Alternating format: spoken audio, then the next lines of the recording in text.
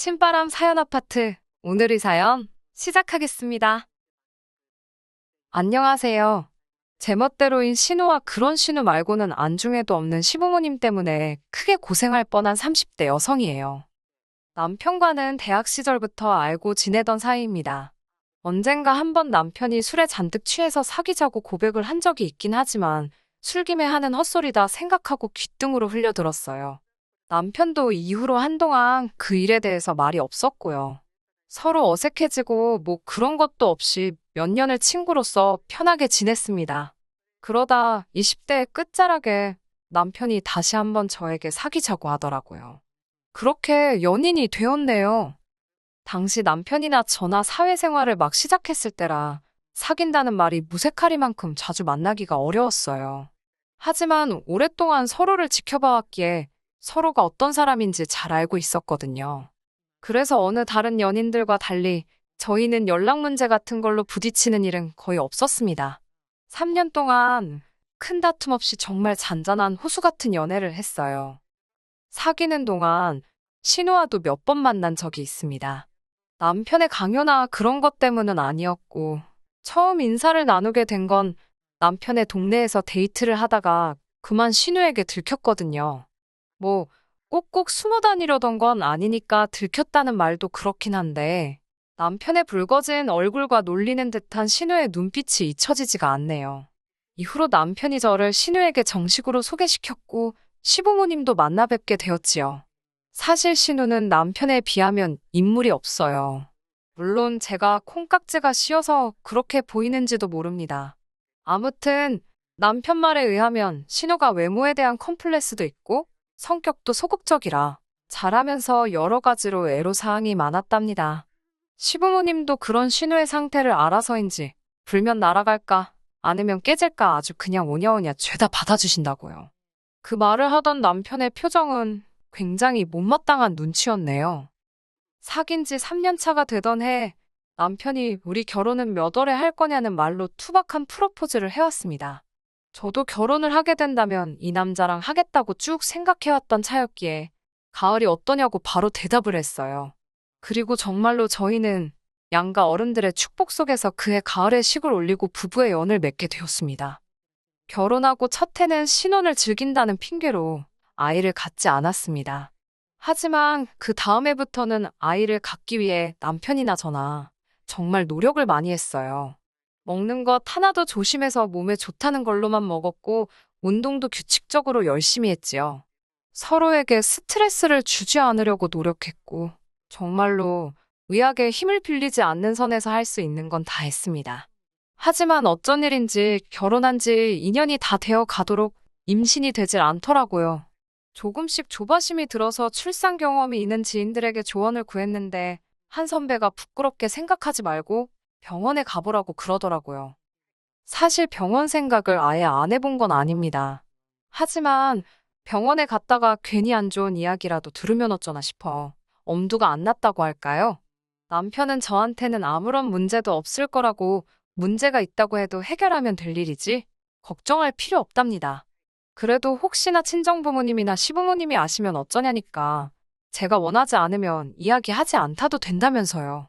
그리고 뒤이어 남편이 자기는 아이가 없어도 된다며 저에게 믿음과 확신을 주려고 애를 쓰더라고요. 그리고 며칠 뒤 다행히도 병원으로부터 저도 남편도 아무런 문제가 없다는 결과를 들을 수 있었습니다. 하지만 솔직히 기쁘지만은 않더라고요.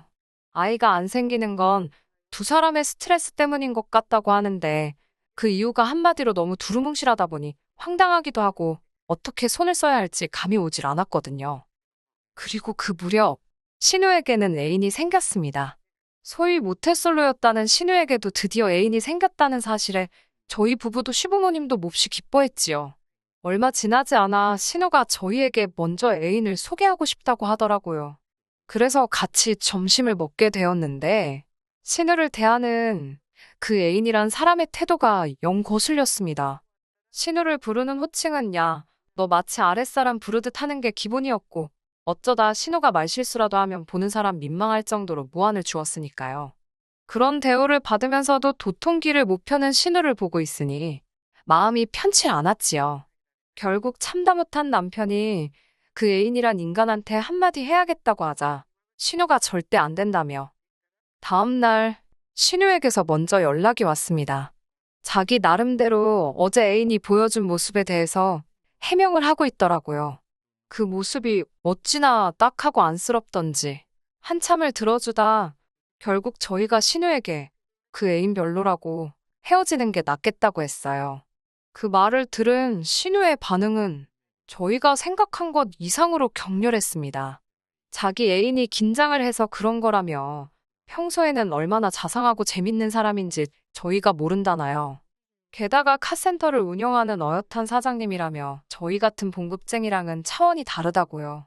그러면서 한다는 소리가 자기가 저희보다 잘 살게 되는 게 샘나서 그러냐며 생각해주는 척 쉬워하지 말랍니다. 신우가 자격지심도 심하고 그래서 좀 꼬여있는 건 알고 있었지만 그래도 참 저나 남편의 진심을 몰라주니 서운하고 그렇더라고요. 저희는 고민 끝에 시부모님께 연락을 드렸습니다. 시부모님도 신우에게 애인이 있다는 정도는 알고 계셨으니까요. 그런데 시부모님은 오히려 저희가 신우에게 상처를 줬다며 너무 잔인하답니다. 어머님은 당신 딸을 믿는다며 그냥 지켜볼 거라 하시더니 저희한테는 관심을 끌어대요. 시부모님까지 저희를 이상한 사람들로 만드시니 더 말해 뭐 하겠어요? 시킨 대로 관심을 껐지요. 하지만 얼마 후 충격적인 소식이 들려왔습니다. 신우가 어머님 폐물을 훔쳐서는 집을 나갔다고요. 경찰에 신고를 했지만 성인이라서 크게 도와줄 수 있는 게 없답니다. 저를 포함해 남편도 시부모님도 할 수 있는 일이라곤 신우가 먼저 연락을 해오기를 기다리는 방법밖에 없었지요. 신우는 친구도 많지 않았기에 수소문을 하는 것도 쉽지가 않았어요. 그렇게 반년 넘는 시간이 흐른 어느 날 어머님으로부터 전화가 걸려왔습니다. 다급한 목소리로 신우가 집으로 돌아왔는데 상태가 좋지 않다고요. 저나 남편 둘 다 회사에 있다가 급하게 시댁으로 향했네요. 시댁에 도착해서 저희가 본 건 충격 그 자체였습니다. 신우가 인물이 없긴 했어도 생기는 있었는데 그 모습이 온데간데 없었으니까요. 일단 병원부터 데려가야겠다 싶어서 저와 남편이 신우를 데리고 집을 나서려는데 신우가 병원에 안 간다며 자기 아이를 내버려 두라대요. 신우 배를 보니 배가 살짝 나온 것이 상황 파악을 하신 어머님은 다리가 풀리신 듯 그대로 주저앉으셨고 아버님마저 정말 드라마에서 보던 것처럼 뒷목을 잡으셨습니다. 남편은 신우에게 생각이 없냐며 화를 냈고요. 제가 신우에게 아빠가 누구냐, 그 애인이란 사람이냐 물으니 그렇답니다. 그 남잔 지금 어디 있냐고 다시 물으니 신우가 닭똥 같은 눈물만 흘리면서 헤어졌다 했고요. 일단은 신우를 쉬게 두기로 하고 남편과 집으로 돌아왔습니다. 남편과 저는 아직 한참 젊은 신우가 아빠도 없는 애를 낳아 키우게 할 수는 없다고 생각했어요. 이튿날 다시 도착한 시댁에서 저희는 저희의 생각을 이야기했습니다. 하지만 그 순간 신우가 정말 노기가 띈 눈빛을 하더니 저희더러 미쳤냐입니다. 이 애가 어떤 애인 줄 아냐며 자기 배를 감추더니 애만 낳으면 애인의 마음을 돌릴 수 있을 거래요. 그러면서 저희더러 왜 자기 앞길에 자꾸 태클을 걸려고 하냐입니다. 말이 통하질 않았지요.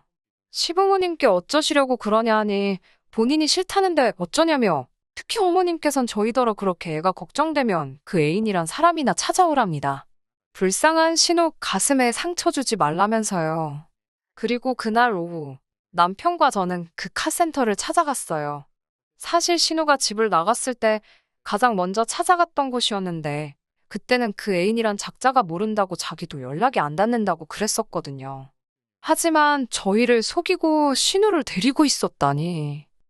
카센터 앞에 그 애인이란 작자가 담배를 피며 나와 있더라고요. 남편이 다짜고짜 멱살을 잡고선 내 동생 어쩔 거냐고 소리를 질렀지요. 그러자 그 애인도 눈치를 챘는지 일단 이거 놓으라며 항변을 하기 시작했습니다. 임신 사실을 알았을 때는 이미 헤어진 이후였고 솔직히 자기랑 헤어진 뒤 신우가 어디서 누구랑 있었는지 자기가 알게 뭐냐입니다. 자기 애라는 확신도 없고 맞다고 해도 자기는 키울 생각이 없다대요. 자기가 수술비를 준다고 지우라고 했는데도 저러는데 자기가 어쩌냐면서 오히려 저희를 이상한 사람들로 몰아갔습니다. 이런 인간을 뭐가 좋다고. 무엇보다 저희가 신호 당사자도 아닌 이상 상황 자체를 어떻게 바꿀 수가 없겠다 싶어서 결국 별 소득 없이 집으로 돌아왔어요. 집에 도착하자마자 어머님께 연락을 드렸습니다. 카센터 남자. 그러니까 신우 A는 마음이 떴다고 신우를 책임질 생각이 없어 보인다고 솔직히 전해드렸지요. 하지만 어머님께선 그것마저 제 탓을 하셨습니다. 제가 말주변이 없어서 상대를 설득을 못했을 거라나요. 뒤이어 어머님께선 신우랑 오랫동안 이야기를 나눠봤는데 아이를 낳게 두시겠답니다. 당신은 신우 고집을 못 꺾겠다며 남편이랑 저는 그래도 잘 설득해서 수술시키는 편이 좋지 않겠냐고 조심스레 어머님을 설득하려 시도해봤지만 그러면 그럴수록 오히려 저희만 인정머리 없는 사람들이 되어가더라고요. 말이 안 통하면 저희를 나쁜 사람으로 만들어버리는 어머님의 화법에 지겨워서 더는 대화를 나누고 싶지 않았네요. 하지만 진짜 문제는 신우가 출산을 한 이후로 시작되었습니다. 일단 신우는 딸아이를 낳았는데 임신 초에 제대로 못 먹어서 그런지 아이가 저체중이더라고요. 신우는 이 사실에 크게 상처를 받은 듯 했고 이후로 틈만 나면 술을 마시기 시작했습니다. 아이를 보고만 있어도 속이 상한다며 술이라도 먹지 않으면 도저히 버틸 수가 없다 했지요. 처음에는 그래도 맥주를 마시는 것 같더니 언젠가부터는 하루에 소주 한 병은 기본으로 마실 만큼 상황이 심각해져 갔습니다. 무엇보다 애엄마란 사람이 매일같이 취해 있었으니 아이의 안전이 걱정되는 상황이었지요. 그리고 얼마 후 어머님 아버님께서 저와 남편을 시댁으로 부르셨습니다. 보통 평소에 아무 날도 아닌데 오라고 하시면 하실 말씀이 좋은 내용은 아닐 거란 걸 저나 남편 둘 다 알고 있었기에 가는 내내 마음이 편치 않았네요. 도착한 시댁에서 저희는 생각지도 못한 이야기를 듣게 되었습니다. 어머님께서 다짜고짜 양손으로 제 손을 꼭 잡으시더니 당신이 정말 부탁하고 싶은 게 있다며 꼭 들어달랍니다. 무조건 들어줘야 한다면서요. 뭔지 말씀부터 해보시라 하니 신우 이야기를 꺼내셨습니다. 그해 저희가 직장에 좀 더 가까운 곳으로 이사를 가려고 알아보던 중이었거든요. 어머님께선 당신이 부족한 금액은 메꿔줄 테니 신우랑 같이 살면 안 되겠냐 하셨습니다. 한마디로 신우는 저희가 맡고 신우 딸은 어머님이 키우시겠다는 소리셨지요. 저는 죄송하지만 싫다고 신우 지금 알코올 중독인데 어떻게 같이 사냐고 대답했습니다. 그러자 어머님께선 저더러 알코올 중독은 무슨 누가 알코올 중독이냐며 당신 귀한 딸한테 말 조심하랍니다. 제가 틀린 말 한 것도 아니고 이러다간 얼떨결에 신우 따와 함께 생겼다 싶어서 막말로 어머님께 욕을 처먹더라도 한 대 맞게 되더라도 할 말은 해야겠다 싶더군요. 하루라도 술 없이는 못 버티는데 그게 알코올 중독이 아니면 뭐냐고 제가 따졌어요. 그러자 이번엔 어머님께서 남편을 향해 넌 어떻게 생각하냐고 물으시더군요. 남편이 아무 말도 안 하자 여동생이 알코올 중독이라는 이 마누라 말에 대해서 어떻게 생각하냐며 이번엔 소리를 지르셨지요. 그러자 남편은 자기가 보기에도 지금 신호가 이상하다며 일단 어디 가서 상담을 받아보라고 하대요. 그러면서 어머님께 제가 좋다고 해도 자기가 싫다며 같이 사는 건 안 될 소리라고 딱 선을 그어주었습니다. 직장 생활하는 것만으로도 바쁘고 힘든데 상태 안 좋은 신우 뒤치다꺼리 할 생각은 조금도 없다면서요. 그러자 어머님께선 너넨 참 인정머리도 없다며 꼴도 보기 싫다 하시대요. 이후로도 저희는 어머님께 지금이라도 늦지 않았으니 신우를 전문기관에 보내자 했으나 그럴 때마다 돌아오는 건 피도 눈물도 없는 것들이라고. 저도 남편도 사람인데 아무리 좋은 뜻으로 이야기를 해드려도 돌아오는 건 욕뿐이었으니 기분이 좋을 리 없었지요. 그러다 얼마 전 정말 제대로 일이 터졌습니다. 신우가 그 카센터 하는 애인한테 얻어맞았거든요. 도대체 어쩌다 거길 가서 맞고 왔나. 사정을 들어보니 그 애인이 결혼한다는 소식을 신우가 들었던 모양이에요. 신우는 술에 있는 대로 취해서는 그 카센터에 찾아갔고 같이 죽자며 횡포를 부렸답니다. 급기야 거기 대져 있는 차들을 발로 차고 옆에 있던 망치로 망가뜨리고 그러다 그 애인한테 신우가 붙들렸고 신우가 그 애인 얼굴에 침을 뱉었다네요. 침 맞은 그 애인도 질세라 신우를 때렸다는데 그만 신우 어깨가 골절이 된 거지요. 어머님께선 저희 남편더러 오빠가 돼가지고 가만히 보고만 있을 거냐며 당장이라도 쫓아가서 그 인간 머리통을 깨놓으랍니다. 어이가 없었지요. 막말로 누구 집 말아먹을 일 있나. 다행히 남편이 먼저 무슨 말도 안 되는 소리냐고, 그러니까 무슨 좋은 꼴을 보겠다고 거길 쫓아갔냐며 싫다고 했어요. 신우도 잘한 거 없다고. 그러자 어머님께선 네가 무슨 판검사냐고, 누가 너더러 잘잘못 따지랬냐, 네 동생이 맞고 왔으니 가서 한 대 패주라는데 그게 그렇게 어렵냐고. 어머님 심정도 이해를 못하는 바는 아니었지만 그 흙탕물에 남편더러 발을 담그라고 할 순 없었네요. 서로 감정이 격해질수록 오가는 대화도 주제를 벗어나더니 급기야 그 불똥은 저에게로 튀었습니다. 어머님께서는 모두가 한 가족인데 왜 신우에 대한 책임은 항상 당신 몫이냐며 이젠 못 해먹겠다 하시대요. 그러더니 뜬금없이 저더러 이제부터 신우 딸은 제가 키우랍니다. 황당한 제가 전 싫다고 하니까 왜 애 갖고 싶어 하지 않았냐고 이참에 한번 키워보라고 그러시더군요. 임신이 안 돼서 속상해하는 거 뻔히 아시면서 어떻게 저런 말씀을 하시나 싶어 정말 야속하고 어이가 없었지요. 그때 남편이 어머님께 진짜 왜 이러시냐며 소리를 질렀습니다. 신우가 저렇게 살게 된 게 이 사람 탓이냐며 왜 엄한 사람한테 화풀이를 하시느냐고 따지더니 신우가 저렇게 된 건 어머니 아버지가 똥인지 된장인지 분간을 못해서 그런 거라대요. 남편과 제가 번번이 신우가 잘못된 길로 가려는 걸 막으려 했는데 어머님이 방해하지 않으셨냐고, 그래놓고 왜 이제 와서 우리한테 책임을 떠넘기시냐며 크게 화를 냈어요. 신우더러 애 낳으라고, 저 따위로 살라고 이 사람이 칼 들고 옆에서 협박이라도 했냐며 어머니 딸 문제이니 어머니가 알아서 하시라고 딱 잘라 말하대요. 그러자 이번엔 아버님이 나서서는 남편더러 자식 새끼가 부모한테 말을 그따위로 하냐며 우리 딸이기만 하냐, 네 동생이기도 하지 않냐, 그런데 너는 어떻게 그렇게 선을 끊냐, 서운하다 서럽다 내가 너를 그렇게 키웠냐. 저는 이러지도 저러지도 못하고 발만 구르고 있었어요. 남편 말이 다 맞는 말이었지만 시부모님 속도 상하겠다 싶어서. 하지만 그렇다고 제가 신우나 신우딸을 어떻게 해줄 수는 없었으니 남편 뒤에서 가만히 있었지요. 그런 저를 발견하신 어머님께선 당신 아들이 그러니까 남편이 저를 만나기 전에는 가족들한테 얼마나 잘했는지 알기나 하냐며 남편이 냉정해진 게 다 저 때문이라대요.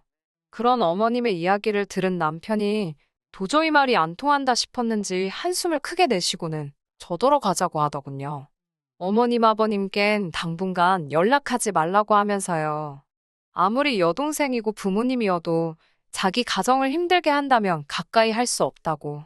그 말을 남기고 저희는 집으로 돌아왔습니다.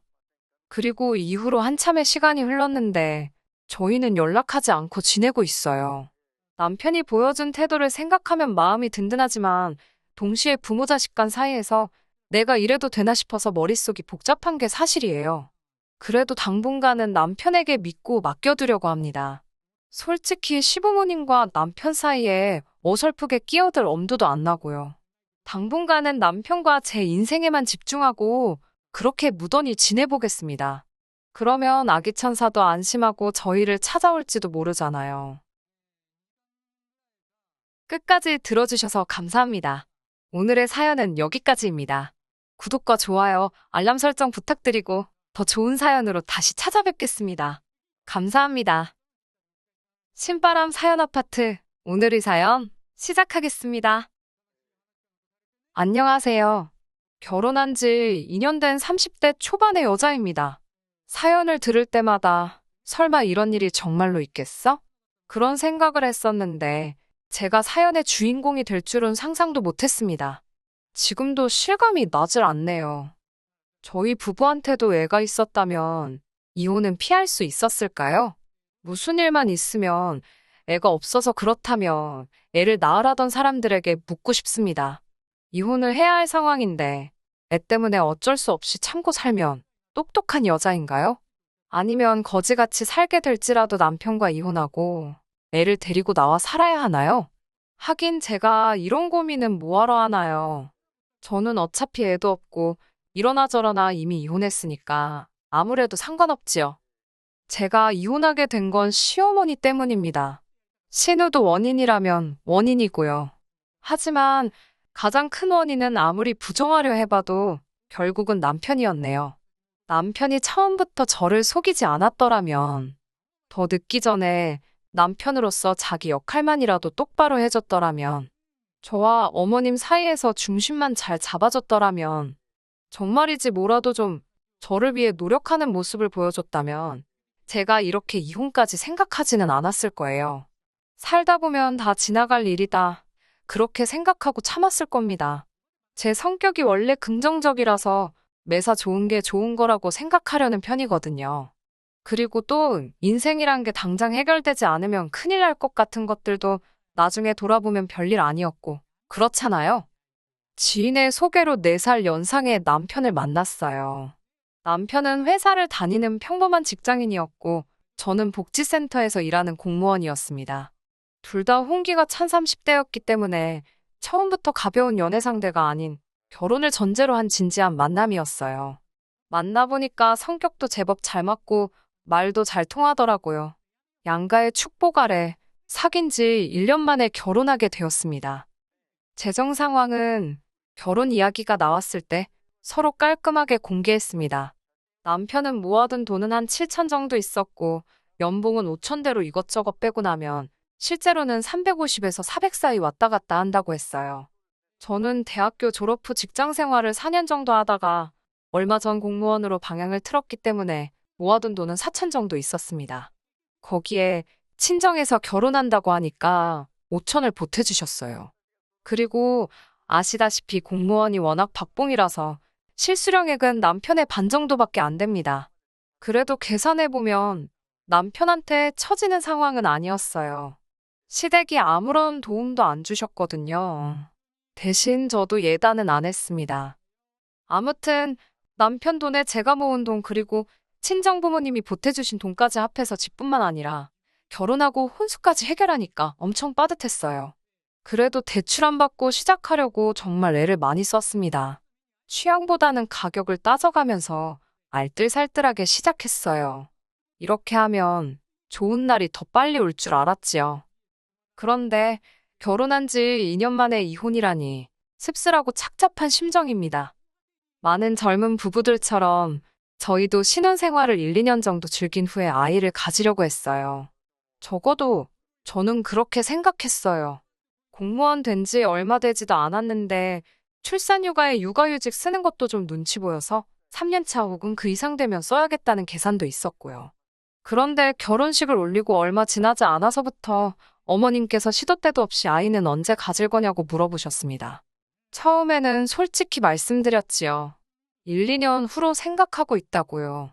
그러자 어머님께서는 여자 나이가 많으면 건강한 애를 못 낳는다며 하루라도 빨리 가지라고 성하셨습니다.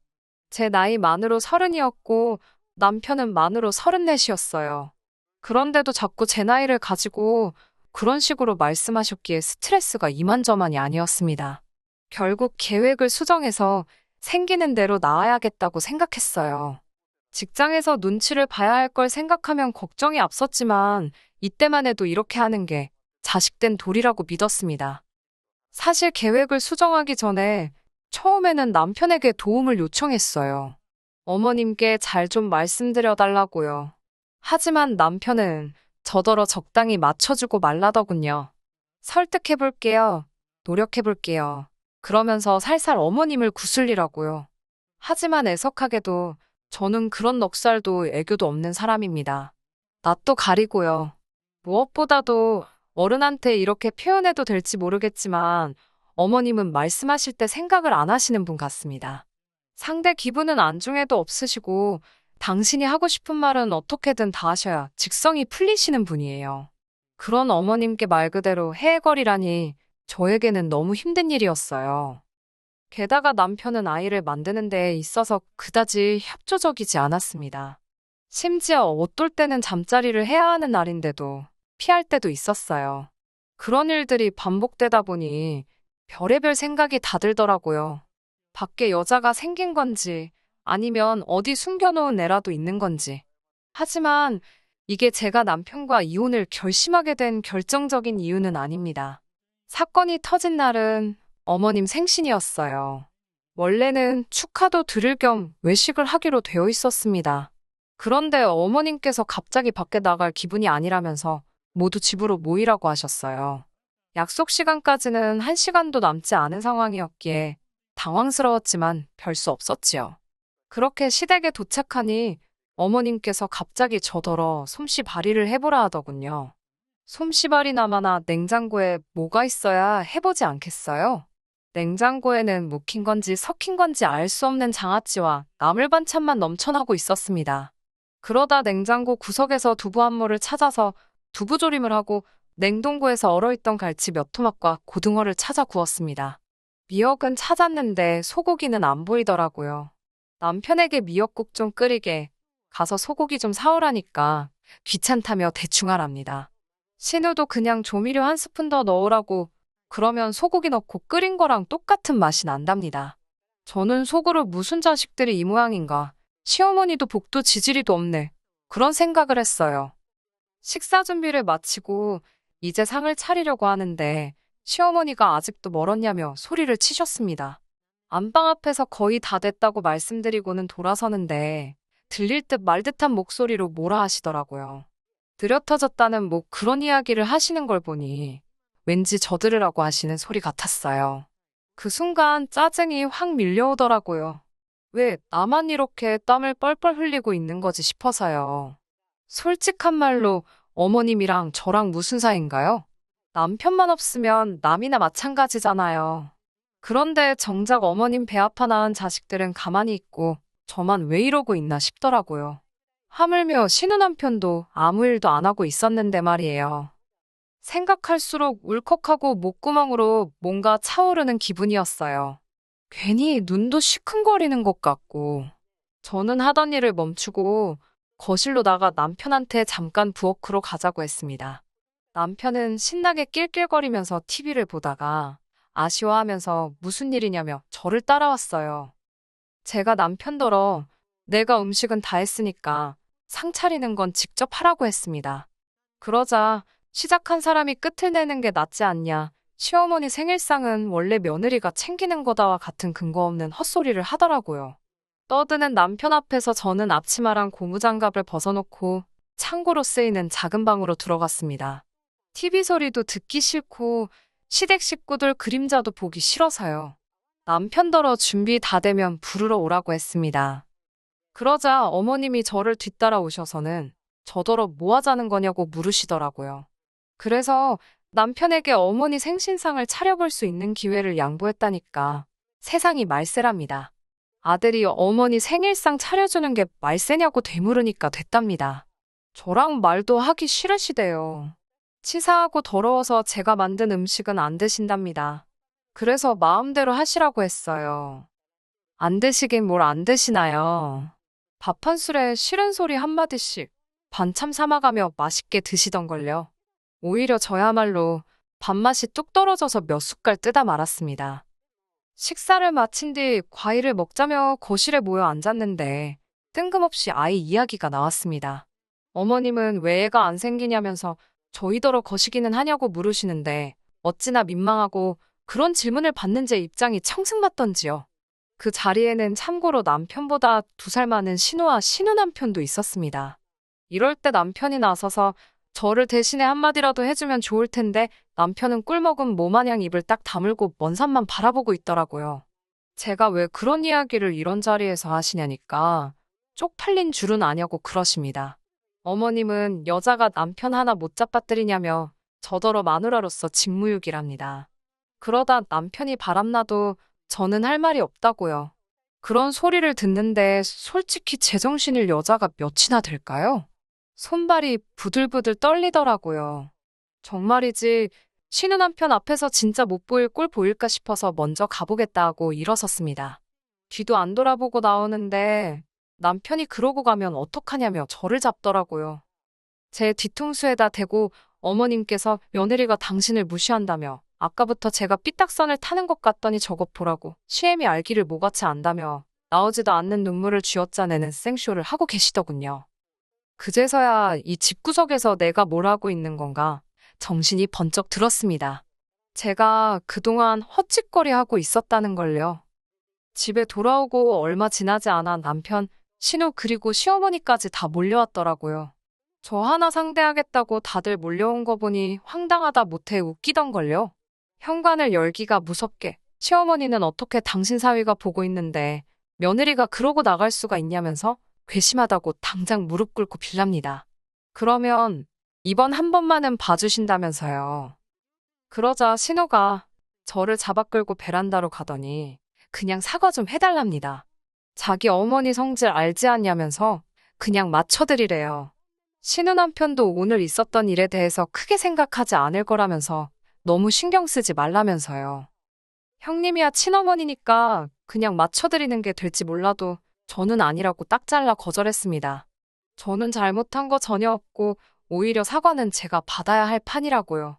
나이 드신 어머님한테 무릎 꿇으란 소리는 안 하겠지만 저도 이번만큼은 제대로 된 사과를 받아야겠다고 했습니다. 그러니까 신우가 대번에 저더러 적당히 좀 하지. 자기까지 이렇게 나서서 중재를 하는데 그걸 꼭 따박따박 시시비비를 가려야 직성이 풀리겠냐며 짜증을 내더라고요. 그러더니 자기도 이제 모르겠다며 신경질을 부리더라고요. 참다 못한 제가 결국 신우한테 가뜩이나 머리 아픈데 보태지 말고 제발 그냥 그만 좀 하시고 일단 집에 가시라고 했어요. 신우도 저더러 후회하지 말랍니다. 어머님은 당신 뜻대로 제 사과를 못 받아서 화가 나셨는지 제 꼴도 보기 싫다며 당신 죽으면 무덤에 나와서 올라고 악을 쓰시더라고요. 제 꼴도 보기 싫으시다는데 제가 왜 어머님 무덤에 가서 우냐고 하니까 남편이 적당히 하고 이쯤 했으면 그냥 져드리지. 평소답지 않게 왜 자꾸 말대꾸를 하냐고 그러더군요. 이때까지 말 못하는 모마냥 가만히 있다가 꼴랑 한마디 한 게 말대꾸 왜 하냐고? 남편한테 쓸모없고 도움도 안 되는 인간이라고 막말을 퍼붓고는 등 떠밀어 어머님이랑 같이 집에서 내보내버렸어요. 아무리 생각해도 분이 안 풀리더라고요. 하다못해 남편 뺨이라도 한 대 칠걸 하는 후회가 밀려왔어요. 도무지 이 화를 풀 방법이 떠오르지가 않아 평소에 남편이 주로 쓰던 방에 들어갔습니다. 방을 둘러보니 남편이 아끼던 여러 가지 물건들이 눈에 띄더라고요. 마음 같아선 다 때려부시고 싶었는데 잠깐이나마 다시 살려면 행여나 내 돈 들어갈까 싶은 생각에 고민이 되었습니다. 이런 순간에도 머릿속에서 계산을 하고 있는 제 자신이 참 초라하더군요. 결국 에라 모르겠다라는 심정으로 컴퓨터고 뭐고 집어던지는데 키보드 밑에서 접혀져 있던 서류 하나가 눈에 띄었어요. 중요한 서류라서 숨겨둔 것 같더군요. 그 서류를 열어보고 정말이지 다리에 힘이 풀려서 주저앉고 말았습니다. 서류는 어떤 검사의 결과지였습니다. 적힌 이름과 병원을 보니 남편이 저 몰래 비뇨기과에서 검사를 받았더군요. 그런데 그 결과가 충격적이었습니다. 남편에게 문제가 있었더군요. 불임이었습니다. 하지만 제가 더 충격을 받았던 이유는 바로 검사 날짜 때문이었어요. 결혼 전에 이루어진 검사였습니다. 남편은 처음부터 자기가 임신할 수 없다는 걸 알면서도 저에게 말하지 않았던 거예요. 게다가 그렇게 제가 어머님에게 수모를 당하는데도 모른 척 했던 거고, 배신감에 치가 떨린다는 게 어떤 건지 알겠더라고요. 더 할 말이 없었지요. 그 종이 들고 바로 시댁으로 향했습니다. 시댁에 도착하니 신우가 그렇게 뻗팅긴 것 치곤 너무 빨리 온 거 아니냐며 한껏 빈정거리더라고요. 지 동생이 어떤 상태인지도 모르고 까불거리는 게 웃기지도 않더라고요. 어머님께서도 일단 현관에서 무릎 꿇고 사과부터 하고 신발 벗으랍니다. 저는 보란듯이 신발도 벗지 않고 집 안으로 성큼성큼 들어갔어요. 어머님이 저에게 삿대질을 하시면서 미쳤냐고 그러더라고요. 남편도 저더러 실성을 한 거냐면서 당장 신발 벗으라고 난리였습니다. 제가 이 서류 뭐냐고 남편 얼굴에 검사 결과지를 들이밀었습니다.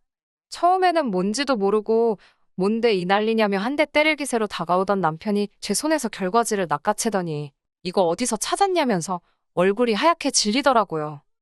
왜 나를 속였냐니까 좀 전까지 핏대 세우던 인간은 어디 가고 또 입 딱 다물고 아무 말도 하지 않더라고요. 어머님은 도대체 무슨 상황이냐면서 남편더러 손에 든 것 당장 이리 가져오라고 하셨습니다. 남편은 그래도 쪽팔린 건 아는지 그걸 숨기더라고요. 그러니까 보다 못한 신우가 도대체 뭔데 갑자기 찍소리도 못하냐면서 그걸 또 남편 손에서 뺏어갔고요. 평소에도 눈이 나빠서 돋보기 같은 걸 쓰고 다니는 신우가 자기 눈을 못 믿겠다는 듯 몇 번이고 돋보기를 섰다 벗었다 하면서 결과지를 들여다보더니 이거 진짜냐고 남편한테 물었어요. 남편은 말없이 고개만 끄덕이고요. 신우가 미쳤다고 숨길 걸 숨겨야지 제정신이냐며 남편 등짝을 몇 번이고 내려치더라고요. 그때 어머님께서 답답해 죽는 꼴 보려고 하냐면서 빨리 말 안 할 거냐고 다시 한번 소리를 치셨습니다. 그제서야 남편이 사실은 자기가 불임이라면서 어머님한테 죄송하다고 그러더라고요. 어떻게 말을 꺼내야 할지 몰라서 하루 이틀 미루다가 보니까 어느새 결혼식장이었다면서요. 어머님은 그럴 리가 없다면서 제가 다 조작한 거랍니다. 남편이 자기 입으로 자기가 불임이 맞다고 하는데도 조용히 하라면서 이게 다 제가 남편을 조종하고 있는 거라며 말도 안 된답니다. 우리 집 3대 독자가 불임일 리가 없다면서요. 아니, 요즘 같은 세상에도 몇 대 독자를 따지나요? 아무튼 저는 남편에게 이혼하자고 했습니다. 불임 사실을 숨기다니, 게다가 어머님의 폭언까지 이건 명백히 사기 결혼이고 이혼 사유가 충분하다고요. 그러자 남편이 저를 사랑하는 그 마음만큼은 진심이었답니다. 언젠가는 꼭 고백하려고 했다면서 이제 모두가 알게 되었으니 입양도 생각해 볼 수 있지 않겠냐면서 같이 노력해보자고 하더군요. 사람이 뻔뻔해도 정도가 있지. 뚫린 입이라고 아무 말이나 떠드는구나 싶은 게 가관이었어요. 어머님은 그제서야 저더러 그동안 당신이 말을 심하게 했다면 미안하다면서 나중에 저도 자식 낳아보면 알 거랍니다. 부모 마음이 다 그렇대요. 도대체 무슨 말씀을 하시는 건지 지금 저더러 어디 가서 하나 낳아보라는 말씀이냐고 빈정거렸습니다. 아무래도 그동안 당한 게 쌓여있다 보니 말 한마디도 곱게 안 나가더라고요. 어머님도 그제서야 아차 싶으셨는지 한숨만 푹푹 내쉬더라고요. 이후로 남편이 매달리고 어머님이랑 신우가 절 설득하려고 어설프게 친한 척하고 그러는 일도 있긴 했지만 결과적으로 이혼했습니다. 결혼 생활이 길지 않았던 탓에 위자료는 2천만 원을 받았네요. 그동안 받았던 정신적 고통에 비하면 너무나 부족한 금액이었지만 지금이라도 진흙탕에서 발 뺐다 생각하면 다행이다 싶어요. 그런데 얼마 뒤 신우 남편에게서 연락이 왔습니다. 너무 뜬금없는 연락이라서 받을까 말까 고민하다 받았어요. 그런데 그쪽도 이혼 소송을 시작했다면서 저에게 몇 가지 질문이 있어서 전화를 했다고 하더라고요. 무슨 일인가 하니 신우 남편이 제 상황을 보고는 뭔가 기분이 찜찜하더랍니다. 신우네는 결혼한 지 5년이 넘어가는데도 애가 안 생기고 있었거든요. 그런데 신우 남편은 부모가 없어요. 한마디로 신우는 시댁이 없고 그 말인즉슨 신우한테 애 가지라고 구박하는 사람이 없었다는 거지요. 신우 남편은 어디 가서 말도 못하고 혼자서 애간장만 태우고 있었나 봐요. 그러다 결국 저희 상황을 보고는 이대로는 안 되겠다 싶어서 방강제로 신우를 병원에 데려가 같이 검사를 받았대요. 그런데 세상에 젊어서 무슨 일이 있었던 건지 의사 말이 신우는 애를 더는 못 가질 거라고 했답니다. 저희 남편은 그나마 무슨 염색체 이상으로 인한 신체적 결함이었는데 신우는 차마 입에 담기도 민망하고 추접스러운 이유였어요. 신우랑 시어머니는 신우 남편 앞에서 그래도 조강지처를 벌이는 법이 어딨냐고 울고짜고 난리였다는데 결국은 더러워서 못 살겠더랍니다. 그래서 이혼한다고 푸념을 늘어놓더라고요. 정말이지 살다 보니까 별일을 다 겪고 별꼴을 다 봅니다. 정말 그 집 구석 어떻게 됐으려나 모르겠어요. 이래서 사람은 항상 마음을 곱게 쓰고 말도 곱게 해야 하는 것 같아요. 앵무새 마냥 매일 손자 타령하던 우리, 아니 전 시어머니, 이제 어쩌면 좋을라나요? 끝까지 들어주셔서 감사합니다. 오늘의 사연은 여기까지입니다. 구독과 좋아요, 알람 설정 부탁드리고 더 좋은 사연으로 다시 찾아뵙겠습니다. 감사합니다. 신바람 사연 아파트, 오늘의 사연 시작하겠습니다. 안녕하세요. 가진 거 쥐뿔 없이 지 가족밖에 모르는 남편과 갈라선 30대 여성입니다. 남편과 저는 봉사활동을 하며 만난 사이입니다. 저는 남편의 성실하고 책임감 있는 모습에 호감을 느꼈고 남편은 제 상냥하고 다정한 모습에 반했다고 하더군요. 저희는 봉사활동을 마치고 맥주 한 잔을 한다던가 봉사활동을 핑계로 따로 만나서 밥을 먹고 차를 마시는 식으로 사적인 만남을 몇 번 가졌는데 그만 이 사실이 눈치 빠른 누군가로 인해 봉사활동 모임 내에서 소문이 났어요. 그렇게 저희는 얼떨결에 공식적인 커플이 되었지요. 그렇게 남편과는 총 2년의 연애를 했는데 연애하는 동안 소위 서로 눈에서 눈물 나게 하는 일 없이 큰 사건 사고 없이 잘 만났습니다. 남편이나 저나 나이도 적지 않았기 때문에 결혼 이야기가 나오는 건 어찌 보면 당연한 일이었어요. 특히 저는 35 전에는 꼭 아이를 갖고 싶었기 때문에 조금씩 조바심이 들더라고요. 그리고 얼마 지나지 않았을 무렵 남편이 이런 제 마음을 눈치챘던 건지는 모르겠지만 돌아오는 주말에 저희 부모님께 인사드리러 가고 싶다는 말과 함께 프로포즈를 해왔습니다. 저희 집에 인사를 드리러 갔을 땐 전반적으로 화기애애한 분위기였습니다. 친정아버지께서 남편에게 질문 공세를 퍼부으셨을 때를 제외하면 말이지요.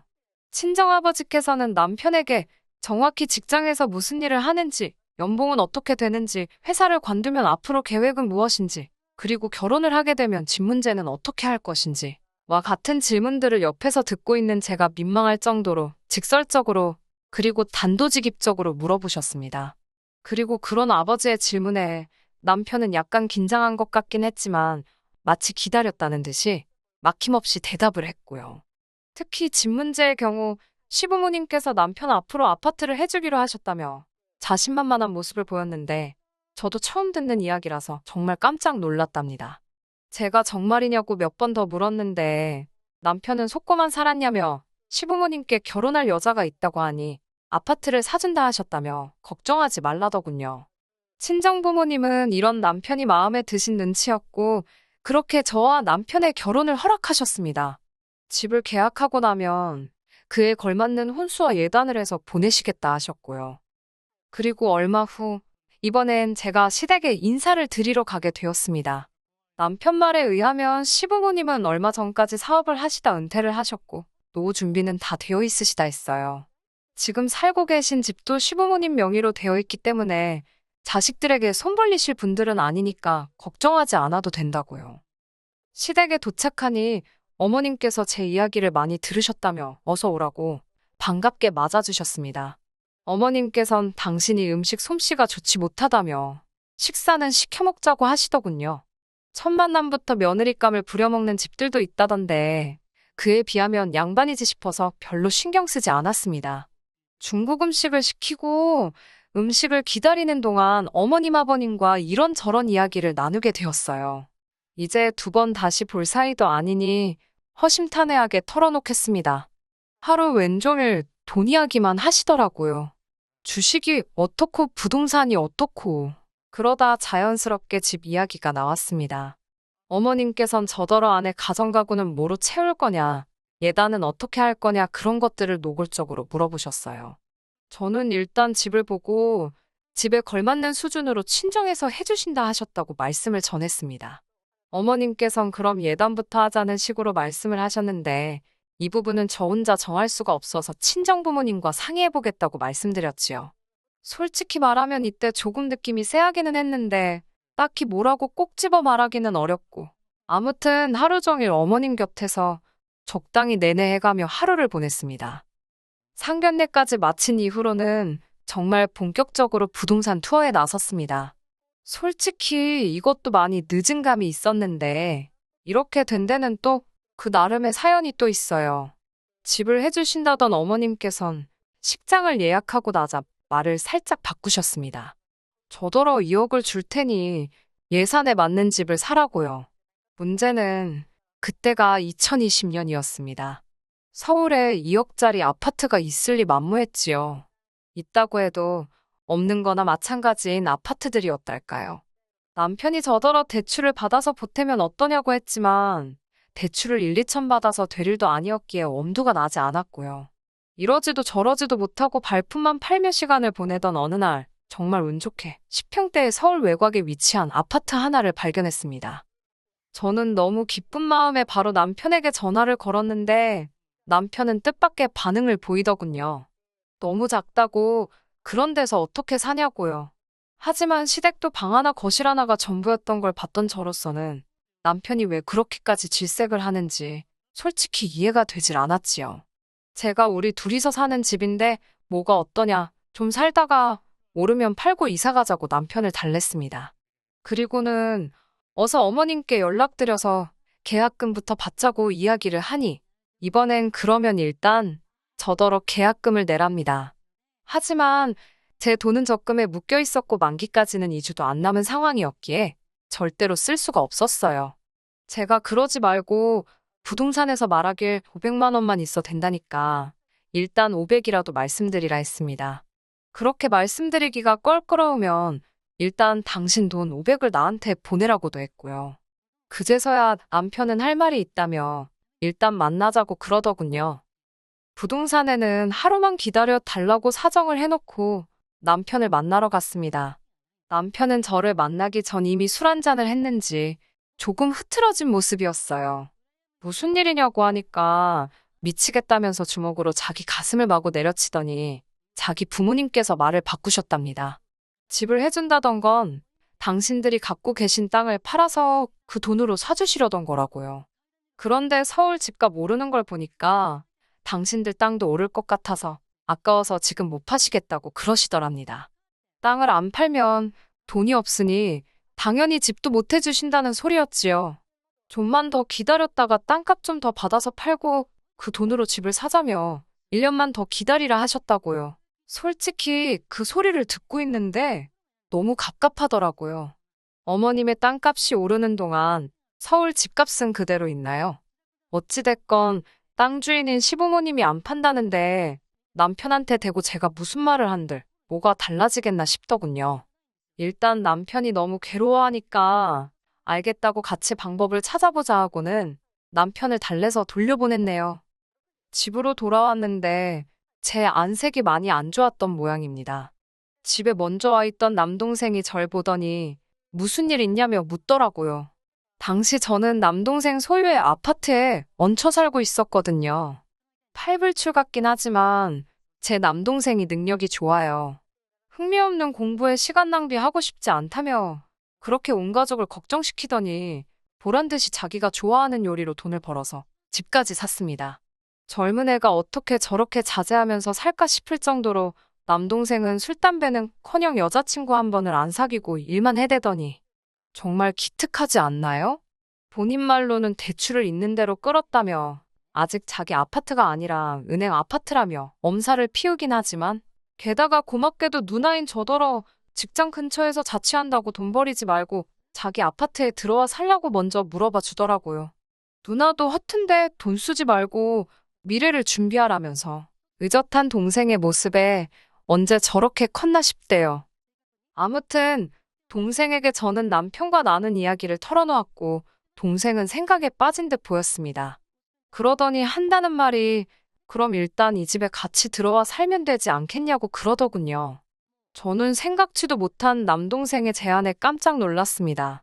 말도 안 된다고 아니라고 결혼을 그냥 천천히 하던지 다른 방법을 찾아보겠다는 저에게 동생은 매형이 좋은 사람 같았다며 돈 때문에 누나가 좋은 사람을 놓치지 않았으면 좋겠답니다. 그렇다고 동생과 저 둘이서 정할 문제는 아니었으니 남편과 먼저 방법을 좀 연구해보겠다고 했네요. 이튿날 저는 다시 남편과 만났고 남편에게 그럼 일단 당신이 모아둔 돈부터 말해보라 했습니다. 이때만 하더라도 만약에 남편이 한 7, 8천 정도 모아둔 상황이라면 제가 모아둔 돈과 합쳐서 전세라도 구할 작정이었거든요. 그런데 남편의 말은 가관이었어요. 한참을 쭈뼛대며 말을 못하길래 뭔가 있구나 싶어서 추궁을 하니 돈이 하나도 없답니다. 이게 말이 되는 상황이냐고 직장 생활을 10년 가까이 해놓고 모아둔 돈이 어떻게 영원일 수 있냐고 따지니 시부모님의 집 해주신다는 말을 철석같이 믿어서 그러면 자기도 장가가기 전에 뭐 하나 해드려야겠다 싶더랍니다. 그래서 차를 바꿔드렸대요. 황당하죠? 저는 진짜 기절하는 줄 알았습니다. 그걸 어머님 아버님께서 받으셨냐고 물으니 엄청 좋아하시더랍니다. 저는 정말 너무하단 생각을 했어요. 당신들이 집을 당장 못 해주실 거라는 건 누구보다 잘 알고 계셨을 텐데 어떻게 그런 기색은 하나도 안 보이시고 그 차를 덥석 받으실 수가 있지 싶어서 어이가 없고 정말 무섭다는 생각까지 들더라고요. 제가 너무 화가 나서 그 차 돌려받아 오라니까 그렇게 어떻게 하냐고. 그러면서 자기도 죽고 싶다고 너무 답답하다고 또 가슴을 내리치는데 그래도 그놈의 정이 뭔지 또 보고 있으니 마음이 안 좋더라고요. 아무리 머리를 싸매고 고민을 해봐도 방법이 안 나와서 결국 남편과 함께 친정부모님을 찾아가 사실대로 다 말씀드렸습니다. 그리고 친정부모님이 보여주신 반응은 솔직히 제 예상보다 훨씬 안 좋았어요. 남편 잘못이 아닌 건 알지만 어째서 나이도 먹을 만큼 먹은 양반들이 그렇게 무책임하냐고. 이러다 이 결혼 파토 나면 아들한테 무슨 원망을 들으려고 그러시는지 모르겠다. 우리를 얼마나 만만히 보면 결혼식이 코앞인데 직접도 아니고 아들을 통해서 그 소리를 듣게 하냐며. 솔직히 저희 아버지 말씀이 거칠긴 했지만 틀린 말은 하나 없었어요. 하지만 친정부모님께서도 차마 파혼하라 소리는 못 하시더군요. 그럴 만도 한 게 청첩장도 이미 다 돌렸지. 게다가 저희 친정부모님은 두 분 다 교직에 오래 계셨고 그쪽이 체면 같은 걸 많이 중시하는 분위기거든요. 저도 저대로 사람들한테 차마 파혼했다 소리할 자신이 없었고요. 돌이켜 생각해보면 이혼보다는 파혼이 백배 천배 나은 건데 그때는 이혼은 아예 생각지를 못했으니 결국 친정부모님께서는 동생의 의견대로 하자 했고 대신 혼인신고는 하지 말라셨습니다. 남편은 결혼식 당일날도 저희 부모님 앞에서 고개를 똑바로 들지 못했는데 그만큼 남편이 저자세로 나가서 그나마 저희 부모님도 노여움을 어느 정도는 가라앉히실 수 있었던 것 같아요. 그리고 그때는 시부모님도 어느 정도는 미안한 기색을 보이셨고요. 그런데 어쩌다가 근 1년 만에 그렇게 뻔뻔하고 염치가 없어진 건지 알다가도 모를 일이에요. 제가 너무 잘해주고 저희 부모님도 별 말씀을 안 하니까 호구로 본 건가 싶기도 하고 남동생의 배려로 저희가 큰 안방을 쓰게 되었고 남동생은 작은 방을 쓰게 되었습니다. 제가 아니라고 우리가 작은 방을 써도 된다고 몇 번을 사양했지만 동생은 자기는 어차피 대부분의 시간을 매장에서 보내고 집에서는 잠만 잔다며 괜찮다고 하더군요. 동생의 배려는 이뿐만이 아니었습니다. 쉬는 날 TV 보는 게 유일한 낙인 아이인데 저희가 불편할까봐 그런 건지 어쩌다 쉬는 날에도 밖에 나가거나 있어도 방 안에서 도통 나오지를 않더라고요. 사소하지만 정말 많은 부분에서 동생이 신경 써주고 있다는 걸 누나인 저는 느낄 수 있었어요. 저는 솔직히 제가 남동생에게 고마운 만큼 남편도 어느 정도는 고마움을 느끼고 있을 거라고 믿었습니다. 그런데 얼마 전 정말 말 같지도 않은 소리를 하더라고요. 얼마나 어처구니가 없는 소리를 했는지 그게 결국 저희가 헤어지게 된 결정적인 이유가 되었을 정도입니다. 저에게 남동생이 있듯 남편에게도 여동생이 있습니다.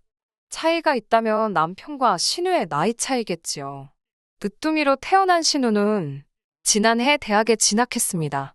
목표는 다른 수험생들과 마찬가지로 서울 안에 있는 대학에 가는 거였다는데 결과가 좋지 않아서 시댁 근처에 있는 대학에 갔어요. 그리고 그런 신우가 서울에 올라왔다고 연락을 해왔습니다.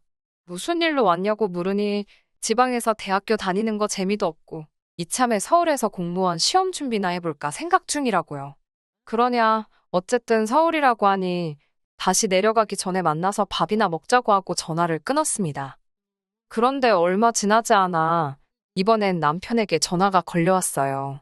방금 자기 여동생하고 통화하지 않았냐길래 했다고 서울에 놀러 왔다더라고 하니 한숨을 푹 내쉬고는 어디서 자는지 물어봤냐입니다. 그걸 내가 물어봤어야 하냐니까. 그럼 걔가 서울에 아는 사람이라곤 우리밖에 없는데 당연한 거 아니냐대요. 살짝 어이가 없어서 진짜 그런 거면 오히려 신우가 우리한테 먼저 연락을 하고 왔어야 하는 거 아니냐니까. 애가 아직 어려서 그런 건 좀 깜빡할 수도 있는 거 아니냐며 일단 우리 집으로 데려오겠다더군요. 제가 미쳤냐고, 지금 당신도 처남한테 신세 지고 있는 거 잊었냐고 절대로 집으론 데려오지 말라고 했어요. 그러자 남편이 그러면 뭐 자기 여동생은 어디서 재우냐고 짜증을 내길래 호텔로 데려다 주든 어쩌든 알아서 하라고 집은 안 된다고 전 정말 확실히 의사표현을 했네요. 하지만 퇴근 후 집에 도착하니 현관 앞에 못 보던 여자 신발이 있더군요. 아니나 다를까 남편이 신우를 데리고 온 거였지요. 신우보는 앞에서 남편한테 화를 내기도 그래서 따로 얘기 좀 하려는데 현관문 열리는 소리와 함께 동생이 들어왔습니다. 동생은 못 보던 여자가 있으니 순간 이게 무슨 상황인가 파악하려는 눈치였고 제가 먼저 신우라고 소개를 했지요. 남동생도 그제서야 안심했다는 듯 매영이 누나 몰래 여자라도 데려온 줄 알고 깜짝 놀랐다며 신우에게 인사를 하곤 커피 한 잔 하러 들린 거냐고 묻더라고요. 제가 먼저 그렇다고 둘러댔고 남동생은 방으로 들어갔습니다. 동생이 없는 틈을 타 남편더러 적당한 때 신우를 돌려보내라 했습니다. 그런데 남편은 저더러 집주인도 아니면서 왜 제가 난리냐고 오히려 저를 이상한 사람 취급을 하더라고요. 그러더니 제 동생한테 얘기 좀 하자며 방 밖으로 불러냈습니다. 그리고는 터무니없는 소리를 짓거리대요.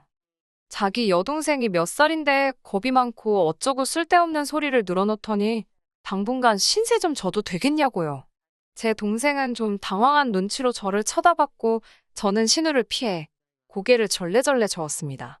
하지만 제 동생은 잠깐 고민하는 듯 하더니 정갈대가 없으면 갈대 정해질 때까지 있는 건 괜찮다고 하더라고요. 저 바보 같은 녀석 듣고 있는데 어찌나 속이 너무 상하던지요. 그리고는 동생이 할 일이 있다며 방에 들어가려는데 다시 남편이 동생을 붙잡더니 한 가지만 더 부탁을 하잡니다. 이번엔 또 무슨 헛소리를 하려고 저러나 싶어서 저도 모르게 나를 세워 듣고 있었습니다. 남편이 한다는 말이 제 동생이 키도 크고 덩치도 커서 자기 여동생이 좀 두려움을 느끼는 것 같다면서 혹시 오늘 나가서 자면 안 되냐입니다. 제 동생이 그게 무슨 뜻이냐고 되물으니 당분간 그러니까 자기 여동생이 이 집에 있는 동안은 처남이 밖에서 숙식을 해결하면 안 되겠냐고 묻더라니까요. 듣다 못한 제가 남편 뒤에 숨은 신우를 향해 소리를 질렀습니다. 아가씨가 지금 연락도 안 하고 온 덕분에 이게 다 무슨 상황이냐고. 아가씨는 오늘 호텔 가서 자라고요. 그리고 남편한테도 내 동생 괴롭히지 말고 그렇게 아가씨 걱정이 되면 같이 나가라고. 같이 옆에서 자장가 불러주고 재워주든지 하라고. 여기 내 동생 집이고 우리 엄연히 빌부터 살고 있는 건데 당신이 뭔데 내 동생더러 나가라 말하냐고 아주 따발총처럼 쏴댔네요. 그러자 신우가 저더러 너무한답니다. 자기가 제 여동생이었어도 그랬겠냐고 그러길래 제 여동생이면 안 그랬겠죠. 라고 받아쳐버렸어요. 그리고는 남편한테 네 동생은 네가 챙기라고 내 동생은 내가 챙긴다고 악을 썼네요. 그러자 남동생이 누나 그만하라면서 매영 진짜 갈 곳이 없어서 그런 거면 거실에서라도 재우고 그게 아니면 억지 그만 쓰시면 좋겠다고 점잖게 말하더라고요. 그러면서 딱 덧붙이기를 매영 여기 계시게 하는 것도 다 저희 누나의 남편이라서 가능한 거라고 그걸 잊지 마시라고 한마디 더 하대요. 그 말을 들은 남편은 무슨 발작이라도 하듯이 아무리 그래도 그렇지 처남이 엄연히 아랫사람인데 자기한테 어떻게 훈계조로 말을 하냐면서 이렇게 싸가지 없는 사람인지 몰랐다고 억지를 쓰더라고요. 남매가 어떻게 이렇게 쌍으로 이기적이냐고 그러길래 니네 남매도 상으로 염치가 없다고 받아쳤습니다. 그러면서 말도 더 섞기도 싫으니까 네 동생 데리고 나가라고 했더니 남편이 저더러 후회 안 하냐입니다. 조금만 더 기다리면 어머님이 집 사주신다고 했는데 이런 식으로 행동하면 그 집에 제 지분은 하나도 없는 거라나요? 하나도 탐 안 나니까 눈에 보이지도 않는 집 가지고 유세 적당히 떨라고 저도 말 나오는 대로 그냥 퍼부숴 버렸어요. 그러면서 꺼지라고 아주 악을 쓰니 제 기세에 눌렸는지 남편이 어버버하면서 신우를 데리고 나가더군요. 그 일이 있고 나서 저희는 그동안 서로 서운했던 묵은 감정이 다 터져 나왔습니다. 조금이라도 다시 같이 살 생각이 있었다면 적극적으로 해명을 한다든지 어떻게 해서라도 풀어보려고 했을 텐데 정이 뚝 떨어져서 그런지 같이 마주 앉아있는 것 자체가 싫더라고요. 말끝마다 집 타령하는 것도 지겹고 그 집구석에서 네 여동생이랑 둘이 살던지 말던지 마음대로 하라 했습니다. 남편과 헤어진 이후로 저는 남동생 집에서도 나와서 혼자 오피스텔 구해서 살고 있어요.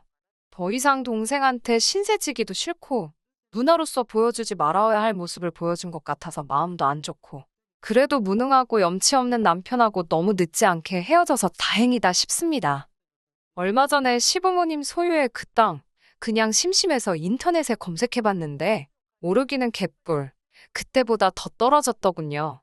평생 그 소중한 땅 쥐고서 품에 꼭 끌어안고 살았으면 좋겠네요.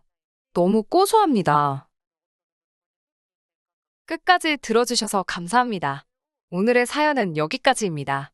구독과 좋아요, 알람 설정 부탁드리고 더 좋은 사연으로 다시 찾아뵙겠습니다. 감사합니다. 신바람 사연 아파트, 오늘의 사연 시작하겠습니다. 결혼 4년차를 맞이하는 여자입니다. 거지근성 가지고 있는 시댁이 남들 이야기인 줄로만 알았는데 알고 보니 그게 제 이야기였네요. 그 어떤 사연보다 제 사연만 한 게 또 있을까 싶어요. 남편하고는 취직하고 얼마 되지 않아서 소개로 만나게 되었고 별다른 다툼 없이 2년을 좀 넘는 시간 동안 잘 연애를 했어요. 주변에서도 결혼 언제 하냐는 이야기가 나올 정도로 제법 잘 어울리고 괜찮은 커플이었고 그래서 자연스럽게 저희도 당연히 우리가 결혼하게 되겠구나 생각을 갖게 되었습니다.